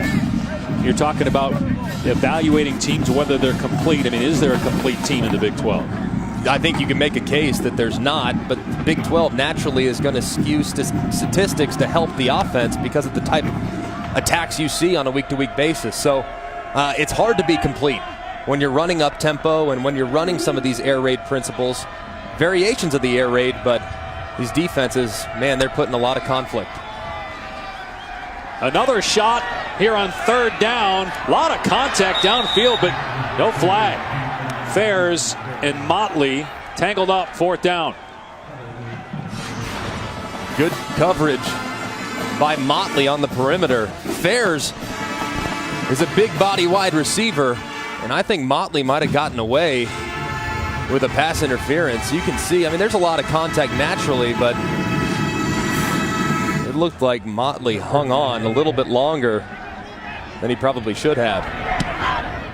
The field goal is good. I also thought that Will Johnson underneath, actually no good, excuse me, no good on the field goal, but Will Johnson underneath looked like he had a hold of the face mask of Ben Johnson. They didn't throw a flag for either play, and missed field goal by Rui, and it remains 21-3. Oklahoma, missed field goal from 39 yards.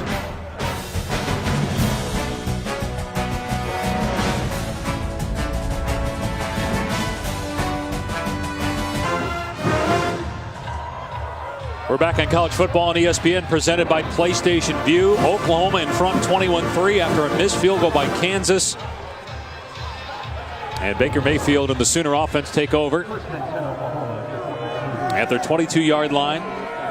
It's been a spectacular year for Baker Mayfield. He hands it off to Rodney Anderson, who's really come on the last couple of games. And it's a gain of about 5 yards. Mayfield closing in on Colt McCoy for number 3 all-time in total yards in Big 12 history. It's amazing just how productive he's been and how consistent he's been over the course of his career.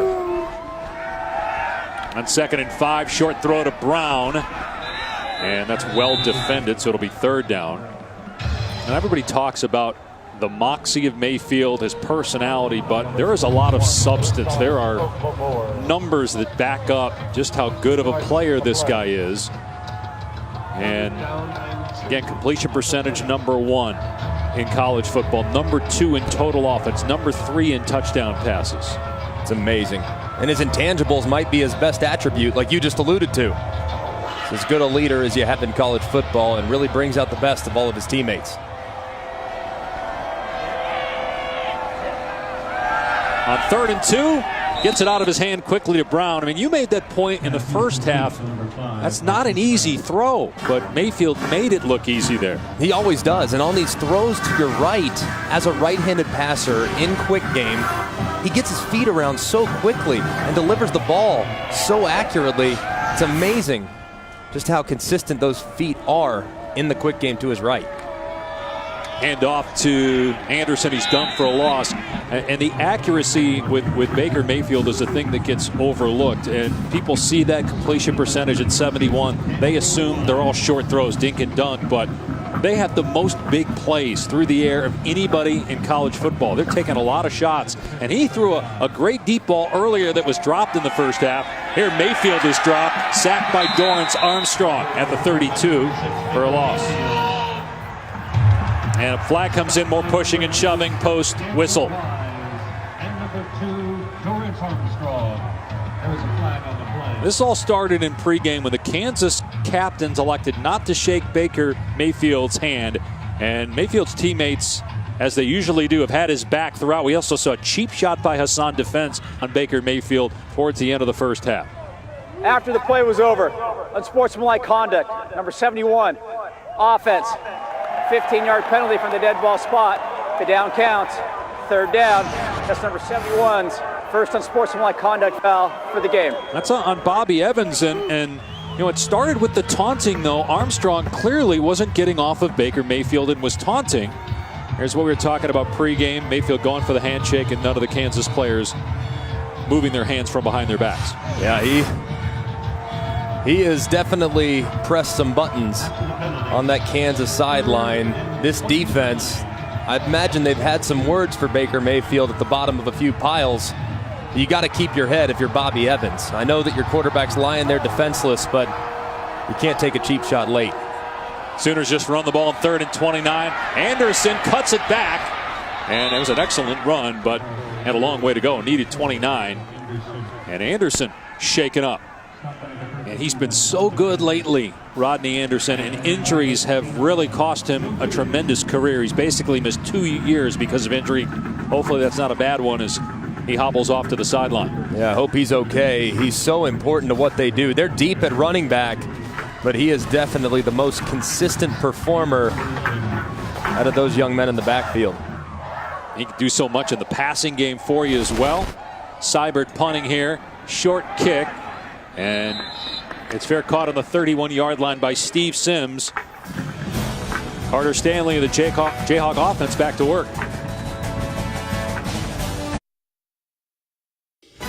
ESPN College Football, brought to you by Chevy, the only brand to earn J.D. Power Dependability Awards for cars, trucks, and SUVs 2 years in a row.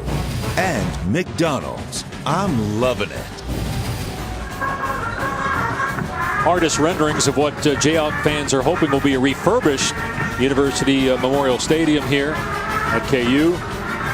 They got an indoor practice facility that is first and foremost on the agenda. $315 million total in planned renovations. This stadium's been around since 1921. And you'd have to think that would help recruiting. So hard to recruit here at Kansas to the football program. And you have to think some of the adjustments that have been made to the recruiting calendar with early signing period and early visitation, maybe those things will help Kansas get a boost as well. Straight ahead run for Herbert, and it's a gain of about 2. Well, you and I, along with Tom, we had a chance to take in a Kansas basketball game yesterday, and that's mid-November against South Dakota State, and the place was absolutely packed and jumping as that pass is pulled in by Fairs. And you wonder, can David Beatty get the same kind of reaction from Kansas football fans? What does he have to do to get people excited about KU football? Obviously, winning's the answer, but how do you get there? Yeah, I mean, you just got to start from the ground up. They got to get better in the trenches. They got to get better personnel. And they got to find a star at quarterback like they had 10 years ago in Todd Reesing. It's been done here before, guys, under Glenn Mason and Mark Mangino. It can be done again. Yeah, we're just a decade removed from winning a New Year's Six game, winning the Orange Bowl. Pass sails over the head of a receiver and then almost intercepted by Trey Norwood. Stanley may have just been throwing that one up for grabs on 3rd down. It's 4th and 4. Stanley just having a prayer, just trying to get rid of it as he maneuvered in the backfield. And obviously that pass way off target. Very fortunate, but it didn't result in an interception. Cole Moose will punt it away. C.D. Lamb is deep for the Sooners. And a backtrack, and Oklahoma will have the ball inside its 20 when we come back.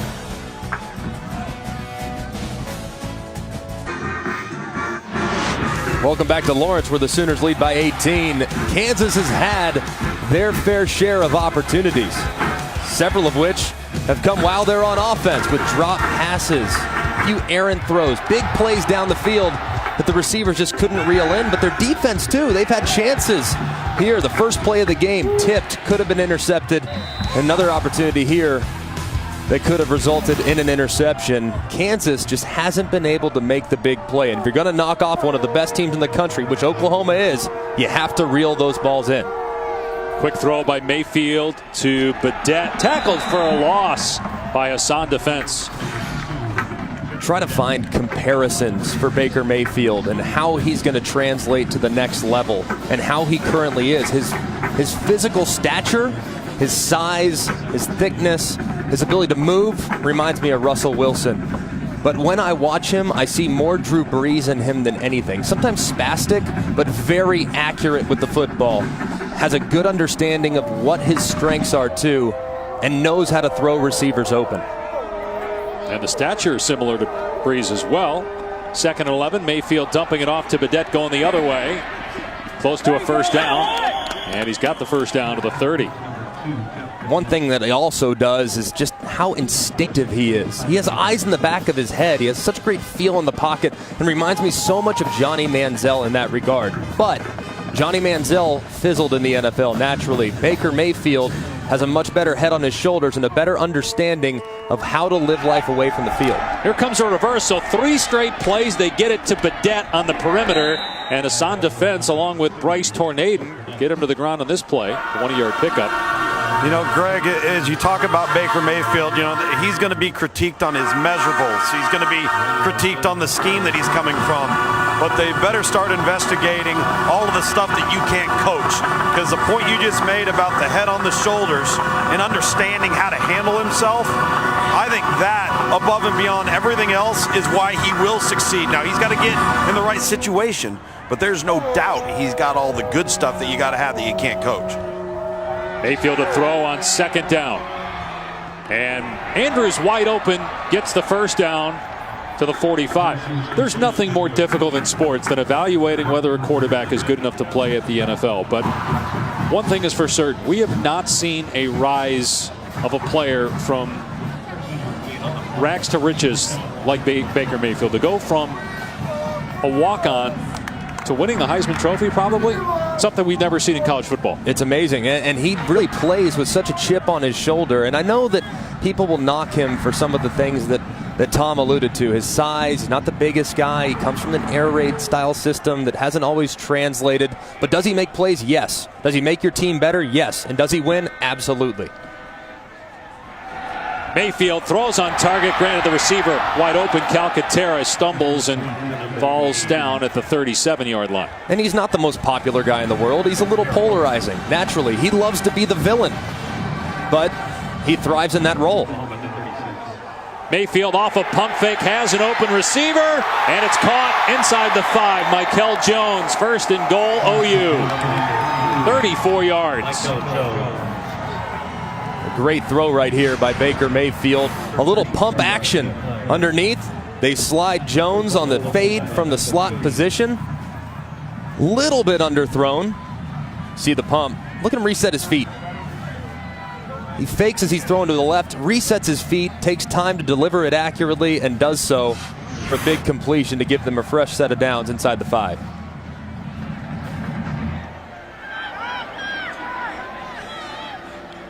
Mayfield rolling out, and it's caught. It's a touchdown. Mark Andrews, who himself has a bright future. 5th touchdown for Andrews. That's 3 touchdown passes on the day for Mayfield, 34 on the year. And look, he's just looking at the Kansas sideline. Right there, now that's inappropriate. That's inappropriate, uncalled for. And that right there, NFL GMs are going to see that, and they're going to mark it down saying, that's not what we want in the National Football League. It's not what Lincoln Riley wants at Oklahoma, it's not what we want in college football as fans. No place for that. Extra point is good, 28-3. I mean, this is, you mentioned the polarizing player, Baker Mayfield. We get the good with the great plays, but then we get the actions that we should never see in college football. Borderline classless by Mayfield after the touchdown pass.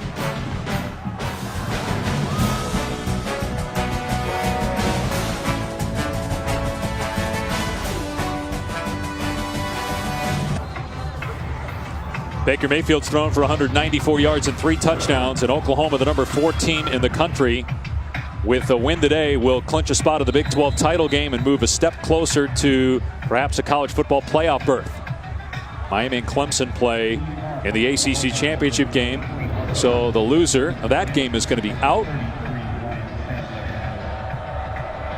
Miami hung on today to beat Virginia. Had to come from behind, was down 2 scores in the second half of that game.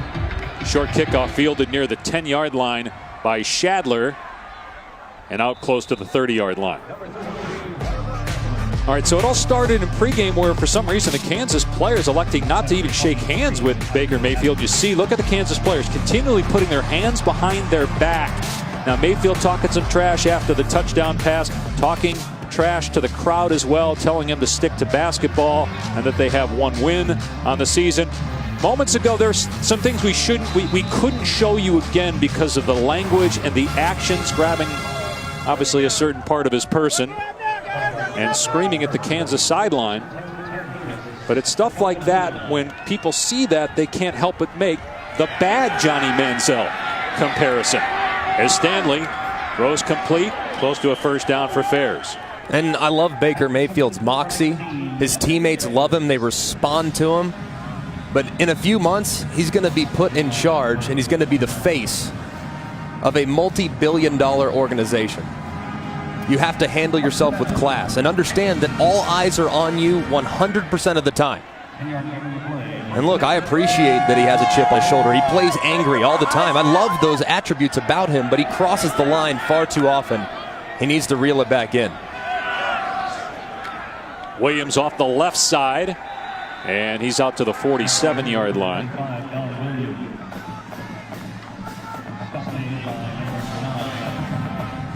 I mean, when you're the quarterback at Oklahoma, when he's the quarterback of an NFL franchise, young kids are going to look at him and look up to him, buy his jersey, support him. You have to carry yourself in a way that would make your family proud. And I think the antics that he just displayed on the sideline were completely classless and unnecessary. And again, it goes back to, can you win a national championship with a quarterback that is that volatile? Williams is brought down short of the line to gain. Yes, he's good enough to win you a championship, but are actions like that going to cost you at some point? Not just for the next level, but to try to get to your goal this year of winning a championship. I don't think so, because he can elevate his play, and the more mad he is, the better he has a tendency to play. I mean, and it's one of those situations where we're watching game day when the guys are picking jerseys and hats and they're saying who they choose is going to win the game. They say Baker. They don't even say the Sooners. He is as good as anybody we've seen in college football in some time. And a little problem there with the handoff, and Okoronkwo is right in the face of Stanley for a loss, so it's 4th and long. You know, Dave, you talk about, can this prevent them from getting where they want to get? As long as what he's doing, which we all agree has crossed the line, if it's not going to get him penalties and put his team in a negative position to actually perform the task, then no, I don't think that's going to be an issue. I think that this team is good enough to compete with anybody when they're on their best day. Kansas punting the ball here on 4th and 6. And it checks up and goes out of bounds around the 40-yard line. This may be, in my opinion, the greatest challenge for a first-year head coach, Lincoln Riley, because what do? The whole world just saw that. Right. Everybody saw that. So you've got a quarterback that you said feeds off being angry and creating his own energy, but now you've got to talk to him and say, you're being immature. Yeah. You're hurting your team. You're hurting the program. Yeah, you can't do it. It's a bad look for the organization. My question, though, to you and to Tom and to everybody out there is, if you're in the locker room with Baker Mayfield, you're one of his teammates, does it affect the way you look at him? And does it affect for you? A guy that it plays? does for me, but I'm not the one that's going on the field with him every single Saturday and competing with him and seeing the work that he's putting in, day out, to allow his team to have success every single Saturday. Now, his antics are uncalled for. There's no denying that, and his teammates would even tell him that too. But he plays his heart out for those guys every single week, and I think that's really what you have to evaluate when trying to determine if it's over the line. Mayfield throwing it downfield, and again the pass on the money. Should have been caught by Brown. What a great throw by Mayfield. I mean, there's the good again of Baker Mayfield, the ability to throw it with accuracy way downfield. I mean, terrific throw. I mean, between the white lines, there's no problem with anything that Baker Mayfield does. He crosses the line from time to time, but physically what he does, making the guys around him better, being accurate, staying within the system, being hyper competitive. I mean, like I said, he's going to win the Heisman Trophy as a result of how well he's played on the field, but there are areas in which he can certainly grow over the next few years. Long throw by Mayfield. That's on target again. Calcaterra with the grab. Pass is complete to number 8. Well, to your point, the more angry he gets, the better he plays. It gets him in a zone. It fuels him. And listen, I'm all for creating your own energy, and that's all fine and dandy. And let's not forget, guys, the players that are on his team, and the question you posed, Greg, they're not aware of what's just taken place. They're just playing. So it's the during the week distraction that you would worry about. Sermon on the run, gets a couple of yards. Ball carrier is number Mayfield 4. is 9 of 10 passing in the second half. Yeah, I mean, he's like Rocky Balboa. Remember that fight when he's playing against Clubber Lang? He said, what's he doing? And Mick said, he's getting mad. That's what happens with Baker Mayfield, and the more mad he gets, the more fired up he is, the better he has a tendency to play. That's why you've seen him put his best foot forward in some of the biggest matchups of the year, like Ohio State, TCU, and Oklahoma State. Closing in on a minute to go here in the third with Oklahoma in command, 28-3.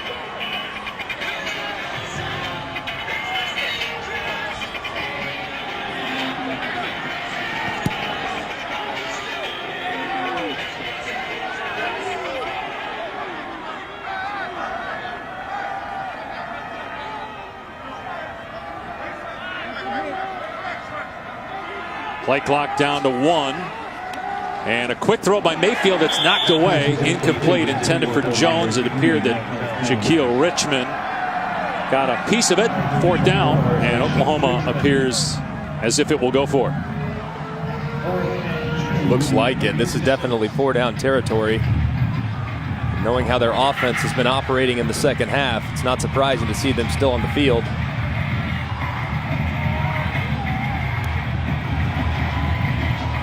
I try to look in the direction of number 36, Dimitri Flowers here. Hasn't had many opportunities today. This could be one for him here.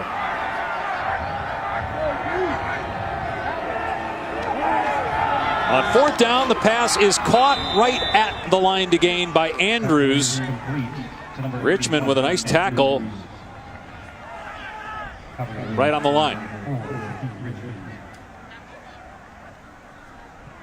And they'll measure with 44 seconds to go. Try to get Andrews on the motion, get him some momentum as he runs to the flat. It looks like he had enough. Spot was a little bit in favor of Kansas. It looked like he had more yards than they gave him, but that's what I thought too. I thought he had it. I thought he did too, based on the first look. Against where the ball is, not where the body of the receiver is on the catch.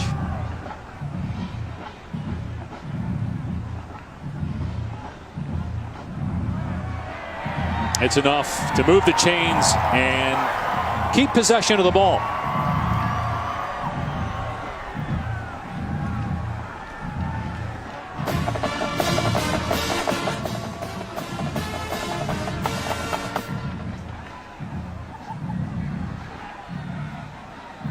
Oklahoma trying to get to 10-1. The Sooners play in Norman next week against West Virginia. Then the Big 12 championship game. TCU the likely opponent. Still not definite. They just beat TCU last week, 38-20. Replay looking at the spot to try to confirm whether it's a first down. Right now, let's check in with Adnan.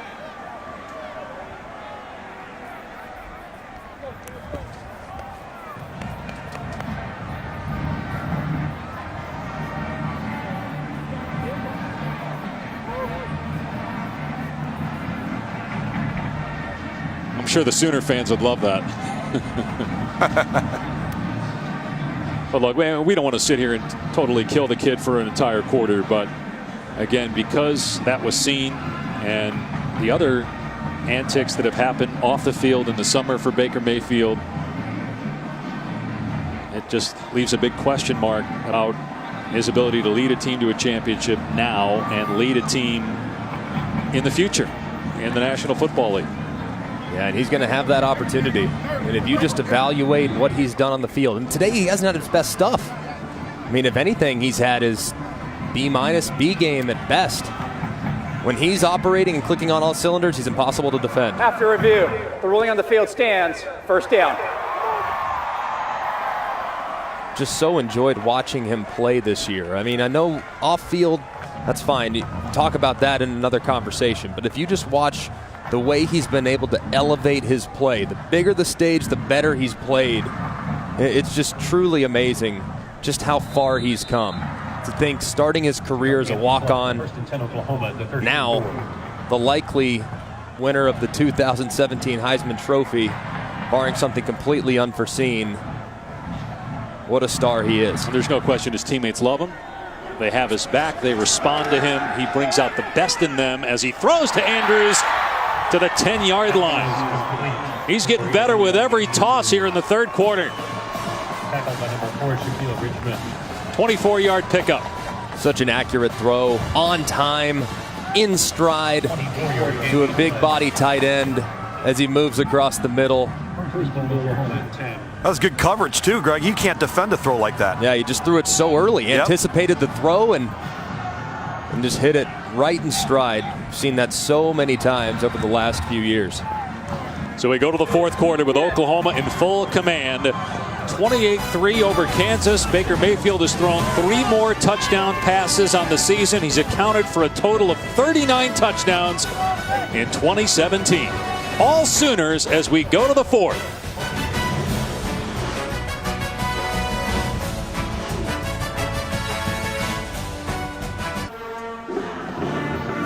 Welcome back to College Football on ESPN, presented by PlayStation Vue. Oklahoma in full command of this game behind the great play of Baker Mayfield. 3 touchdown passes, 242 yards. And in his career now against Kansas, he's thrown for over 800 yards, 11 touchdowns, and no interceptions. On his way likely to the Heisman Trophy and a 10-win season for Oklahoma. They have West Virginia next week, then the Big 12 title game. Mayfield on first and goal, looking for his 4th touchdown pass of the day. Throws high for C.D. Lamb, incomplete. Yeah, one of the few throws he's missed in the second half. He has been so dialed in. Of course, the conditions early in the game, so windy, so difficult to really be accurate under the circumstances. When he got that 20-minute break at halftime, though, man, he is locked in. He's found so many guys open in stride to allow for a lot more production offensively. Since halftime, only 2 incompletions for Mayfield. Second and goal from the 10. Mayfield and Andrews wide open in the end zone for the touchdown. That's 2 for Andrews on the day. And 4 now for Mayfield. There's a penalty marker down though. That holds, that'll be the 35th touchdown pass and the 40th touchdown accounted for number 6. Ineligible man downfield. Number 78. Offense. 5-yard penalty from the previous spot. Still second down. It's on the left tackle Orlando Brown, so take it off the board. Trying to go with an RPO right here. Look at the left tackle, Brown. They're trying to run the football. This is a run play. But Baker sees disappearance by the linebackers, and they come up, which allows Andrews to get open in the end zone. A good read by Mayfield, but Brown unaware that he was going to be trying to throw the football. It's tough with those RPOs. Those linemen don't know when that ball's coming out, Dave. Hard for Orlando Brown to stop, too. At 350 pounds, you get that body moving. He's a big boy. Hard to hold up after 3 yards. Mayfield keeping it here. That was a great fake. He's down to the 10-yard line, tackled by Hassan Defense, who took a cheap shot at Mayfield in the first half after the play and was penalized for it. Hey guys, remember talking to Lincoln Riley? You know, he's a proponent of changing the lineman downfield rule from 3 yards to 1 off of the RPO because he just doesn't think it's fair, and he's an offensive guy, and then that's the call they get penalized for. It's the first time I've ever seen an offensive guy say, I don't like the RPO rule. I don't like the lineman downfield rule. Most offensive guys are saying, hey, no, just get rid of that rule altogether. Let's let our linemen run all the way downfield. Yep. It's tough to defend. No doubt about it. Mayfield on 3rd and goal.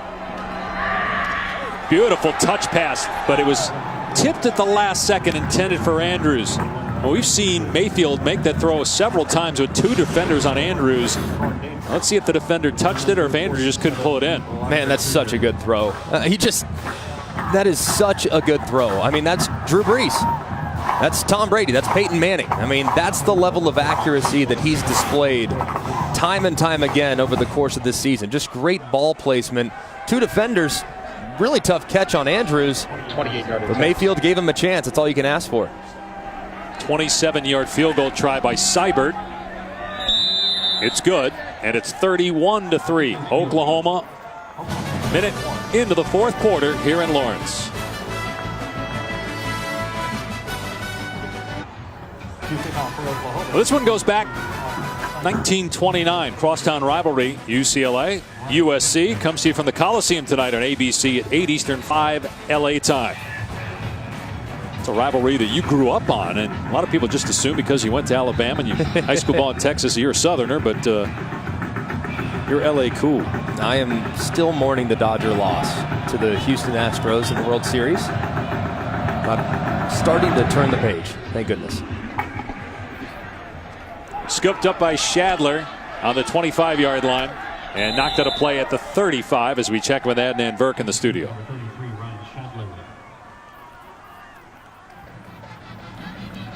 Pushed out by number 10, Stephen Parker.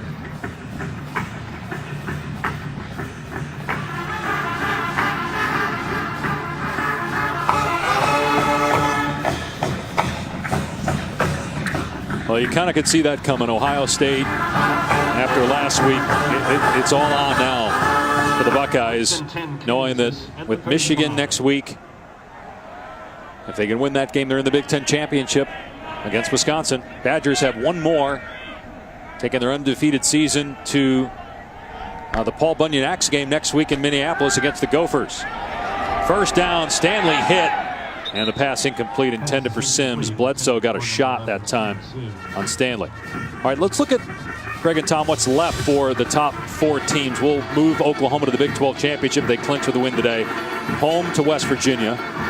Not an easy game for Clemson next week. In South Carolina, they came on ESPN. Yeah, that'll be tough.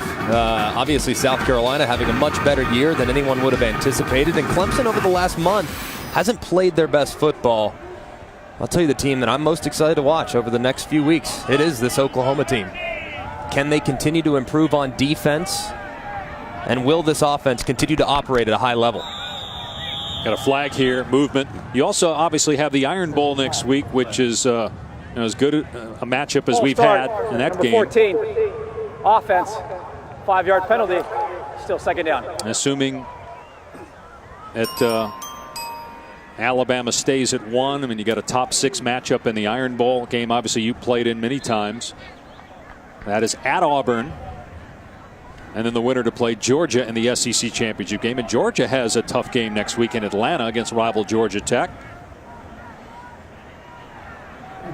But obviously with Miami and Clemson playing each other, one of those teams is going to be out. Here's a double pass they were trying to set up, and Kwame Lassiter is tackled at the 24, son of former NFL safety that goes by the same name that played here in college, Kwame Lassiter. Yeah, it's going to be really interesting, too, to see what happens with Oklahoma in the weeks to come. Miami did not look good today. Does Oklahoma potentially jump Miami into the 3 spot. Where does Wisconsin end up? They were dominant today against a ranked Michigan team. So it's going to be really interesting. I still think there's about 7 or 8 teams that can still get into the college football playoff depending on how things shake out. But man, what a wild month we're about to have here over the next few weeks. On 3rd and 21, Kansas just runs the ball here, and Herbert is dumped, and they'll have to punt. And the tough thing for the committee is, remember, it's supposed to be about picking the best 4 teams. So you're not supposed to live week to week and say, well, Oklahoma struggled a little bit. Wisconsin beat Michigan, so automatically jump Wisconsin or jump Oklahoma. You've got to look at the entire body of the work of the entire season every single week, which is a difficult challenge for the committee. Back in a moment, we get an injured Kansas player. Khalil Herbert is down. ESPN College Football is presented by PlayStation Vue. Watch the biggest moments in sports. Try it free today. And in part by T-Mobile, America's best unlimited network. 3 touchdown passes by Baker Mayfield and the Oklahoma Sooners on their way to a 10-1 record and a 7-1 mark in conference play. The lone loss was against Iowa State. They had some close calls. Baylor, they won by 7, beat Texas by 5, Kansas State by 7. But also impressive wins over TCU and Oklahoma State, and obviously in Columbus against Ohio State. And they beat the Buckeyes 31-16 back in mid-September. Off the side of the foot of the punter here on 4th down, going to sail way out of bounds. And Oklahoma is going to have the ball in Kansas territory after the poor punt by Cole Moose. They spot it at the 40-yard line, so it is a 15-yard punt. Here's Adnan.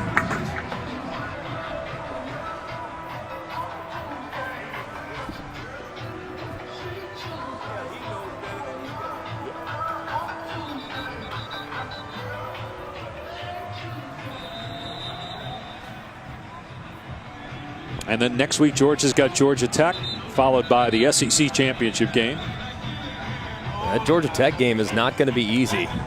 The way they run the football and obviously preparing for a triple option attack in only 7 days is never easy. Well, you saw Notre Dame having trouble with Navy coming off a game, obviously, where they lose to Miami. And then you got Stanford next week, which is the exact opposite, right, of Navy. Both committed to the run game. Both committed to the run game, but very, very different ways of going about their business. Mayfield finds Calcaterra for a first down of the 25-yard line. And he has been terrific throwing the football here in the second half. He really has. I mean, these wide receivers have made some plays for him too, but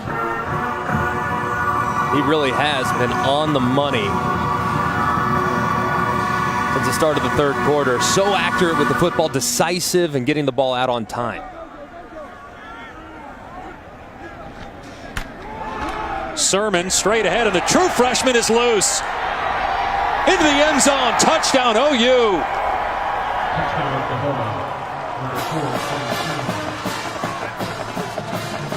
Trey Sermon has not had many opportunities today. Only his 3rd carry. But Rodney Anderson a little bit banged up earlier in the game. They put in Sermon, no problem. No drop off from the sophomore to the freshman.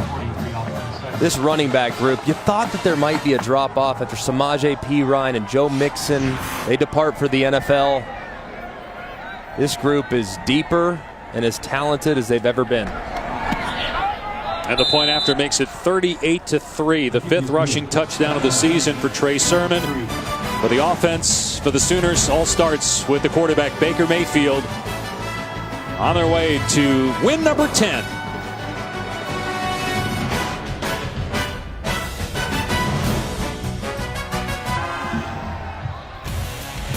SportsCenter finishes your day at 1:30 a.m. Eastern, 10:30 Pacific on ESPN. And find out who Mel Kiper Jr. thinks is the better NFL prospect, Josh Rosen or Sam Darnold.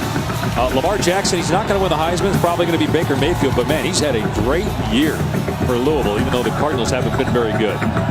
SportsCenter with Linda Cohn and Kevin Connors on ESPN and the ESPN app. Also, NBA highlights as well. Kickoff taken by Shadler, and Shadler past the 30. And good return out to the 42. And as we saw yesterday, kicking the football isn't easy. Our perhaps final 2 QBs in a pass. I don't know who that was, but it was good. You were in pain the rest of the day, saying your foot hurt. Been crying about it ever since. Off the upright for McElroy, and then look at Luganville, barefoot, by the way, puts it through. He actually made a 40-yarder barefoot. Yeah, he made it look easy. I can't kick. I can't even try. The fact that I got it off the air, off the ground, is truly amazing to me. Our contests are diverse, guys, and that takes a certain level of athleticism. Okay? I don't know. All I know is when we got away from football is when I had trouble. We were just throwing the ball, even though you two guys are allegedly the 2 QBs and I'm the pash.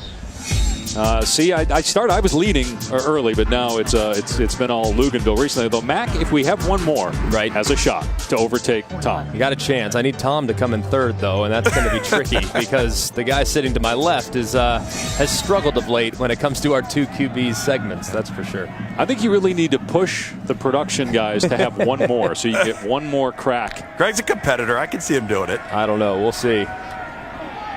Pass off target intended for Ben Johnson. Maybe we can see who runs the option better next week if we end up in Atlanta. Isn't that the reason why I didn't stick around at Georgia Tech? Yeah, we all might struggle with that. I can promise you. But I can tell you this much: I will never give kickers a hard time anymore because the pathetic attempts that we just gave on national television is not good. 3rd and 6 for Kansas. On its 45-yard line.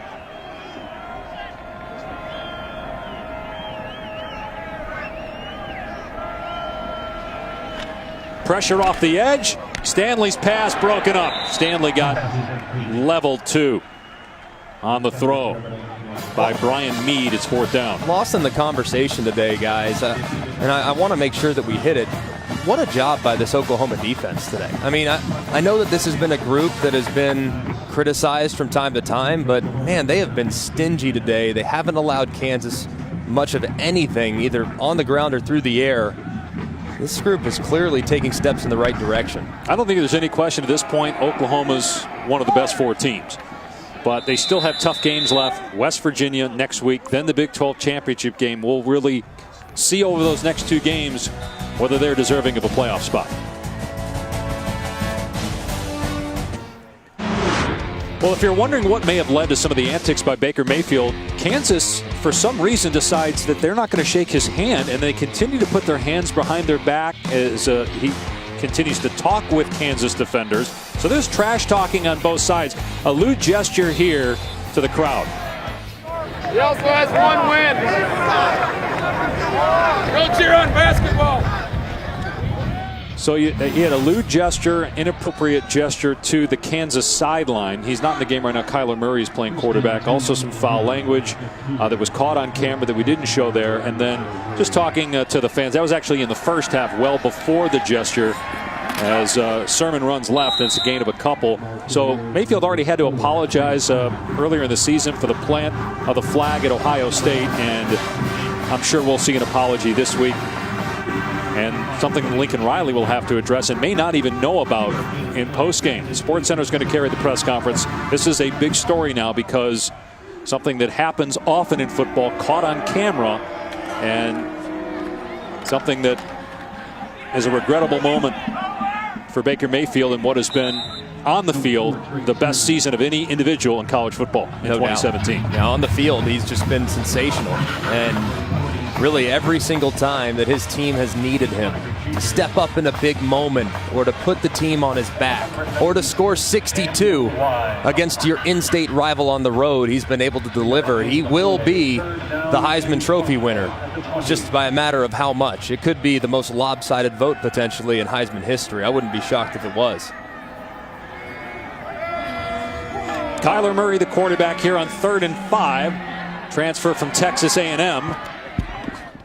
And looked like he stepped out of bounds before he threw the ball.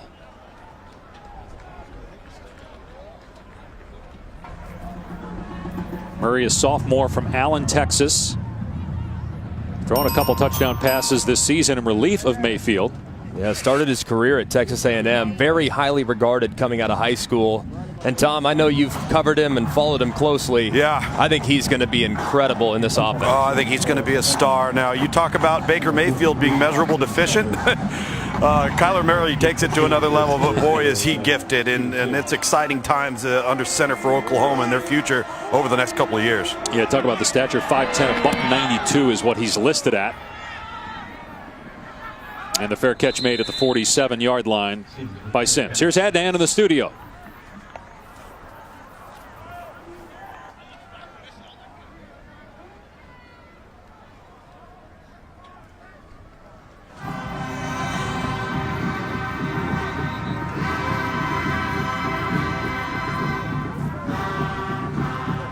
All right, 10 more minutes before this one is wrapped up, and Oklahoma is 10-1. Sooners by 35 points. Lincoln Riley's done a phenomenal job at replacing Bob Stoops, who has been one of the best coaches in the country for 2 decades. Not an easy job. 34 years old and be running this program with the expectations they have here. Sims on the catch, out of play after a gain of a few. Here are remaining schedules for teams 5 through 8. Georgia beating Kentucky right now. I mentioned Wisconsin still has Minnesota, then the Big Ten championship game. Yeah, and you don't see Ohio State listed yet. I still think if Ohio State wins the Big Ten and there's some chaos in front, they could have an outside shot of potentially getting in as a 2-loss team. So at this point, you're going to have the SEC champ as that pass is caught. So one of 3 teams, right? Alabama, Auburn, Georgia. You're going to have the ACC champ, Miami or Clemson, and then it would seem the Big 12 champ and the Big 10 champ. Is that how it plays out, or does one conference get represented by 2 teams? I don't think they're going to put 2 teams in. If you can justify including a conference champion, which I think they'll have a clear case of being able to do that, then that's what they'll do. They don't want to start a trend or a precedent, I don't think, by including 2 teams from the same league. Remember, back in 2011, that's kind of what got us to the college football playoff era to begin with. Alabama loses to LSU in the regular season. Alabama gets back in, and sure enough, Oklahoma State's left out. So I don't think they want to start a precedent with that. They might have to, naturally, if they have to put in the 4 best teams and no one steps forward, but I don't think that's something that they want to start. John Michael Terry with a fumble recovery for Oklahoma. Well, it could get interesting if Clemson loses next week to South Carolina, then wins the ACC championship. And what happens if Georgia wins the SEC championship? Or if Alabama loses to Auburn, does what happened to Alabama, is it similar to what happened with Ohio State last year, where they get into the playoff without even playing in the SEC championship game? There's still so much that we don't know. There really is. I mean, it's going to be chaotic over the next couple weeks, that's for sure. And man, it's going to be fun to watch because every single week you have some type of outcome that you don't expect, and I would imagine that's what next week has a chance to deliver. Murray on the keeper, and Murray, you see, man, how quick he is. The 37-yard line, first down. Look at him. He's like a field mouse. Guys, this is a player that did not lose a football game in high school as a starting quarterback. He started some games as a true freshman at Texas A&M, as we all know. But to be able to sit and mature and learn under the tutelage of Lincoln Riley, and maybe more importantly, Baker Mayfield, in terms of how to operate the offense and play as a college player, what a benefit it's been to him to transfer to Oklahoma and not have to play right away. He's the heir apparent with Mayfield off to the pros next year. Good throw that time. Calcaterra on the catch. Another OU first down. It's the old saying, the rich get richer, right? You have a Heisman Trophy winner more than likely. You replace him with maybe one of the best high school players we've ever seen in Kyler Murray. They still have a very young nucleus, too. I mean, they have a lot of guys that are going to be back, more than likely. All their running backs are underclassmen. All their wide receivers, for the most part, are underclassmen. There might be a departure or two early to the NFL, but this Oklahoma team is here to stay, that's for sure.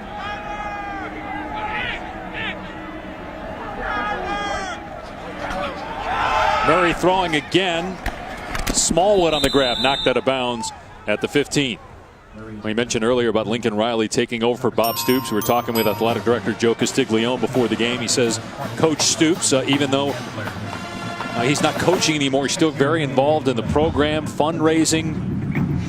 And you look at what the Sooner program has been able to do this year, just a seamless transition when nobody really knew in his first head coaching job. And you told the story that, 10 years ago, he was picking you up at the airport, recruiting you as a runner? Yeah, I was taking a visit to Texas Tech. I was committed to Texas Tech at the time, and sure enough, Lincoln Riley was at the airport picking me up. That was below. They didn't send the graduate assistants to do that. They didn't send quality control coaches to do that. He was even lower on the totem pole at that point. Offense, 5-yard penalty. Still second down. So what did you talk about? Did you talk ball, or was it? We were close in age. Can I take your luggage, Mr. McElroy? We were close. He was 23, and I was 22, and I was 18 or 17. So we were close in age, and we developed a tremendous relationship. I've stayed in touch with him over the course of his travels to East Carolina, and I'm just so happy to see him having so much success early in his career as a head coach. He has really, really brought his own stamp to this program, and will continue to. Murray steps up and runs. Murray again with great speed. Scoots out a play after he gets the first down. Well, Riley himself, like Baker Mayfield, was a walk-on quarterback at Texas Tech in 2006. And then just 4 years later, he's the offensive coordinator for East Carolina under Ruffin McNeil. And then comes 2 years ago to Oklahoma, hired by Bob Stoops to run the offense. They had been inconsistent offensively for many years. This is probably the most consistent stretch they've had in a long time offensively under the leadership of Lincoln Riley. And now he's the youngest head coach in FBS at 34.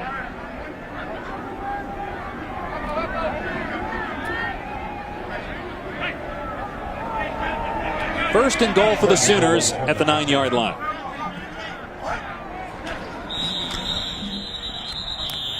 Lincoln Riley was trying to call timeout, ran down the sideline.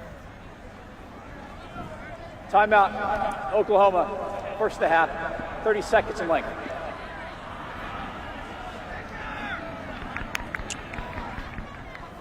All right, so Oklahoma's going to win this game. They're going to advance. So what do you think, as you look now and you've had a chance to see the Sooners in person, what gives them the best chance to win a national championship? What might keep them from winning a national title? I think it's Baker Mayfield. It's all about how he plays. And the better and the higher they go, the better the defenses are going to get. And he did it already against a top-tier defense in Ohio State, a group that was really very talented in the trenches, a group that would traditionally give fits to an air raid style attack like Oklahoma runs, and he completely destroyed them. So I think he has gotten to the point now where he can elevate everyone's play to such a high level that he's going to be incredibly difficult to defend.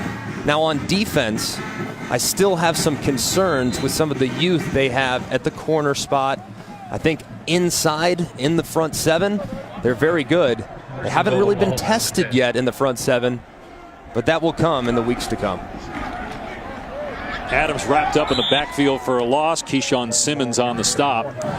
You know, you guys were just discussing Lincoln Riley and his rise and how he's developed as a coach. And I really believe, you know, coming from the air raid system and got a Kansas player down here, coming from the air raid system where it's all dink and dunk and your run game is the perimeter screen game.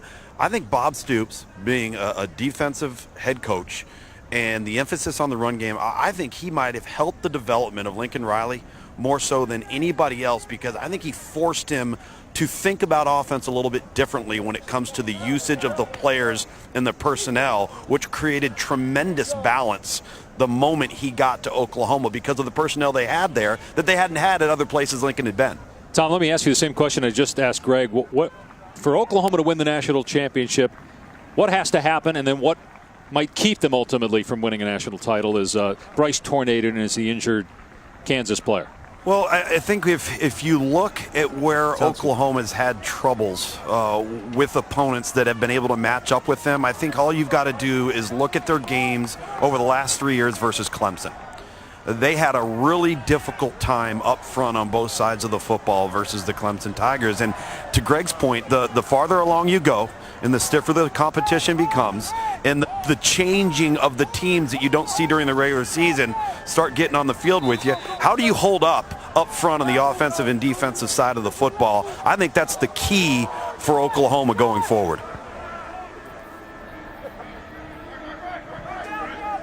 Two years ago, Oklahoma was in the college football playoff. Murray to the end zone. Knocked away at the last second, incomplete. There is a penalty flag down.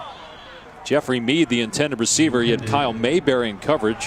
Number 15, Jeffrey Mead. There's a flag on the play. And that's the second time a lineman for Oklahoma has been illegally downfield. It was the left tackle Orlando Brown earlier that negated a Baker Mayfield touchdown.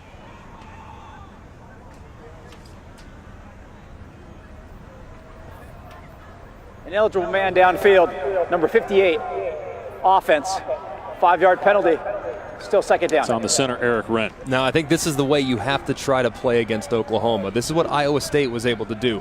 On offense, you have to have slow and methodical drives, time-consuming drives. Iowa State had 4 drives that all resulted in points that were 4 minutes and 29 seconds or longer. Basically, keep Baker Mayfield off the field. You have to score touchdowns in the red zone, too. Field goals will not get the job done. And when you're on defense, you have to make Baker Mayfield patient. Force him to play dink and dunk and rally to the football while still doing a good enough job up front with your front 4 to stop the run. Murray's pass in the end zone, incomplete, knocked away at the last second. I think your point about making Baker Mayfield patient, dinking and dunking, people just assume that that's what he does. But again, we've showed the graphic a couple times that Oklahoma's about the deep ball. Right.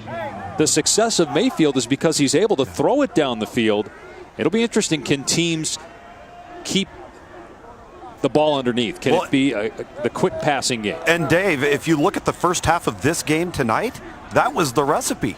He's held onto the ball, patted the ball. They weren't able to take their shots downfield and get many opportunities, and it was tough sled for Oklahoma in the first half. It was a 7-3 game, right? Early to mid part of the second quarter, and then Kansas had a bad turnover in its own end that led to an OU touchdown.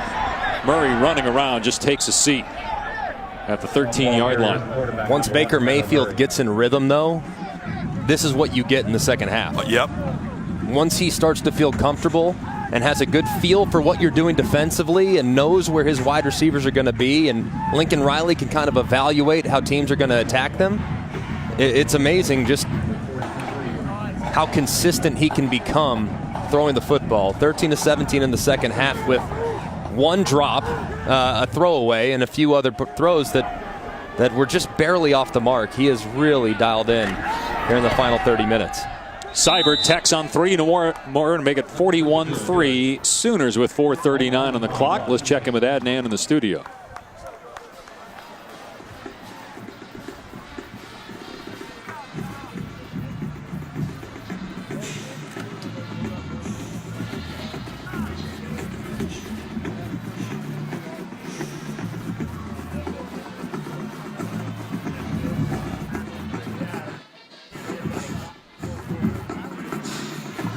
And obviously Brady Hoke is now the interim head coach at Tennessee, with Butch Jones being relieved of his duties. And a lot of discussion this week about who might be the next head coach at Tennessee.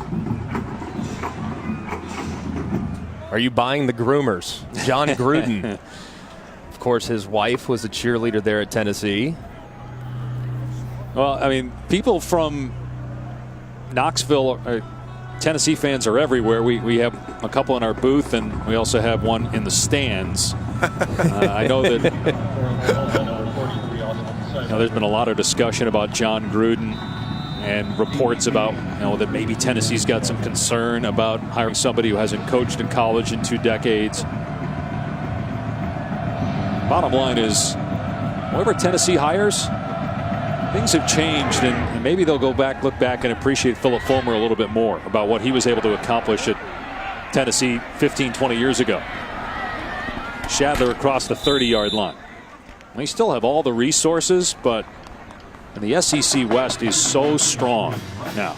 Yeah, and the Georgia SEC West is. The East, though, it can be a winnable division, and I think that's a big reason why Butch Jones is no longer the coach at Tennessee, because they never got over the hump. And you see Florida the last 2 years pressing the reset button with McElwain a few years ago. Of course, he's no longer there.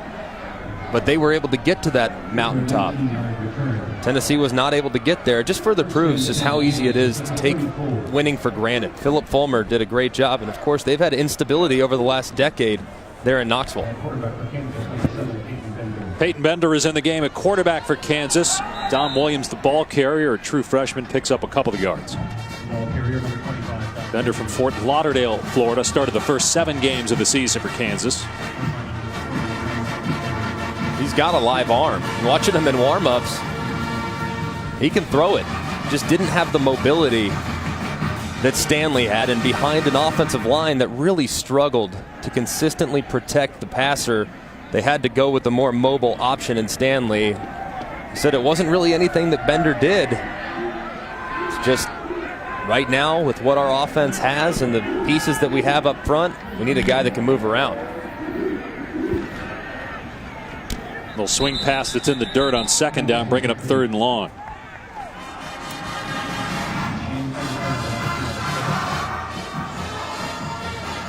All it takes at a place like Tennessee is if you can get a quarterback. And you look at Georgia's rise this year. That's everywhere, right? Dave. But I guess my point is the quarterback play in the SEC East has been bad for a long time. Right. When's the last time there's been a great quarterback in the SEC East? Aaron Murray. I mean, there haven't been a whole lot over the last few years, and that's a big reason why the West has won the SEC championship every year since 2008. Williams on the carry. Picks up a couple. It's 4th down here. Kansas is trying to run out the clock. No, that Tennessee job, fellas, it is a good job. And you're right, Dave, Greg, resources, facilities, conference affiliation, great fan base and alumni. The challenge is your in-state recruiting pool is challenging because you don't have sheer numbers. So what do you have to do? You got to go into everybody else's backyard and pluck them out of their states. And that's a challenging thing to do. Here's the punt on 4th down. And boy, Lamb decides to field it for some reason. And a flag is thrown here as Lamb was tackled after the whistle.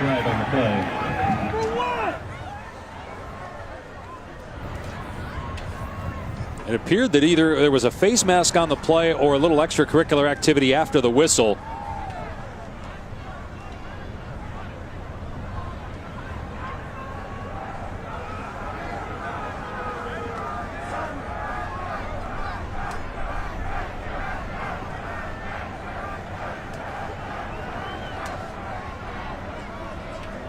These officials have taken their time getting these rulings right the last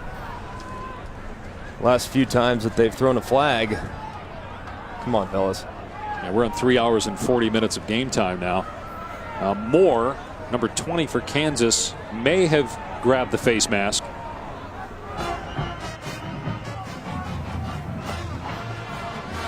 Personal foul, face mask, number 20, kicking team. 15-yard penalty from the dead ball spot. 1st down. Well, Emmanuel Moore, guilty party, and that's going to put the ball near the 20-yard line for Oklahoma. So here is the current setup for the Power 5 championship games. We know it's Clemson, Miami in the ACC, and the winner of the Iron Bowl against Georgia in the SEC. Pac-12, Big Ten, and Big 12 still up for grabs, but Oklahoma is definitely in the Big 12 championship game with its win today. Wisconsin is in the Big 10 title game. I don't think I've ever seen a situation, of course, this is the inaugural Big 12 championship game. I don't think I've ever seen a situation where 5 teams are still not mathematically eliminated with just 2 games to go. That's pretty amazing. Half the league can still potentially get the championship game if the stars align. Greg, the idea when they set up the Big 12 championship game was to avoid having a team left out of the college football playoff conversation, but ultimately in 2017 could have come back to haunt a Big 12 team by getting, if you're Oklahoma, let's say, or anybody, because nobody is undefeated in the conference anymore, that second loss in the Big 12 title game. Well, that's the one thing, and with the round-robin schedule that the Big 12 plays, it probably does present more opportunities for upsets, because playing a team for the second time is very difficult. Murray throws it downfield here, and the pass is pulled in by Meade for a 1st down. Pass is complete. But I look at the way Oklahoma has played. Granted, you look at the game against Iowa State, didn't play well defensively at all. But I don't feel like that's who they are. The bigger the moment, the better the opposition, the better they seem to play, Tom. And I really do. I like their chances a lot of finishing the regular season at 11-1 and obviously winning the Big 12 championship game against likely TCU.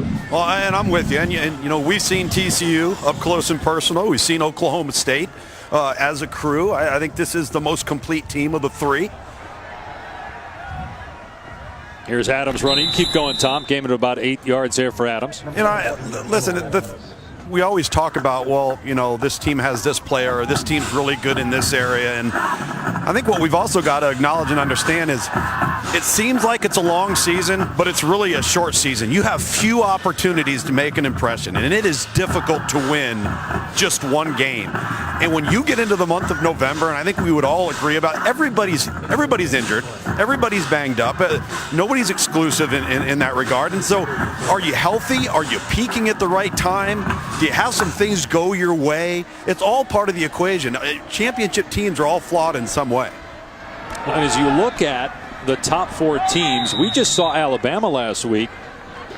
The Tide is not invincible. That was a game they could have lost, or at least could have had overtime if not for some questionable decisions to blitz Jalen Hurts in the last 2 plays. Alabama wins that game. They've got injuries at the linebacker spot. Mississippi State's offensive line was able to lean on them last week.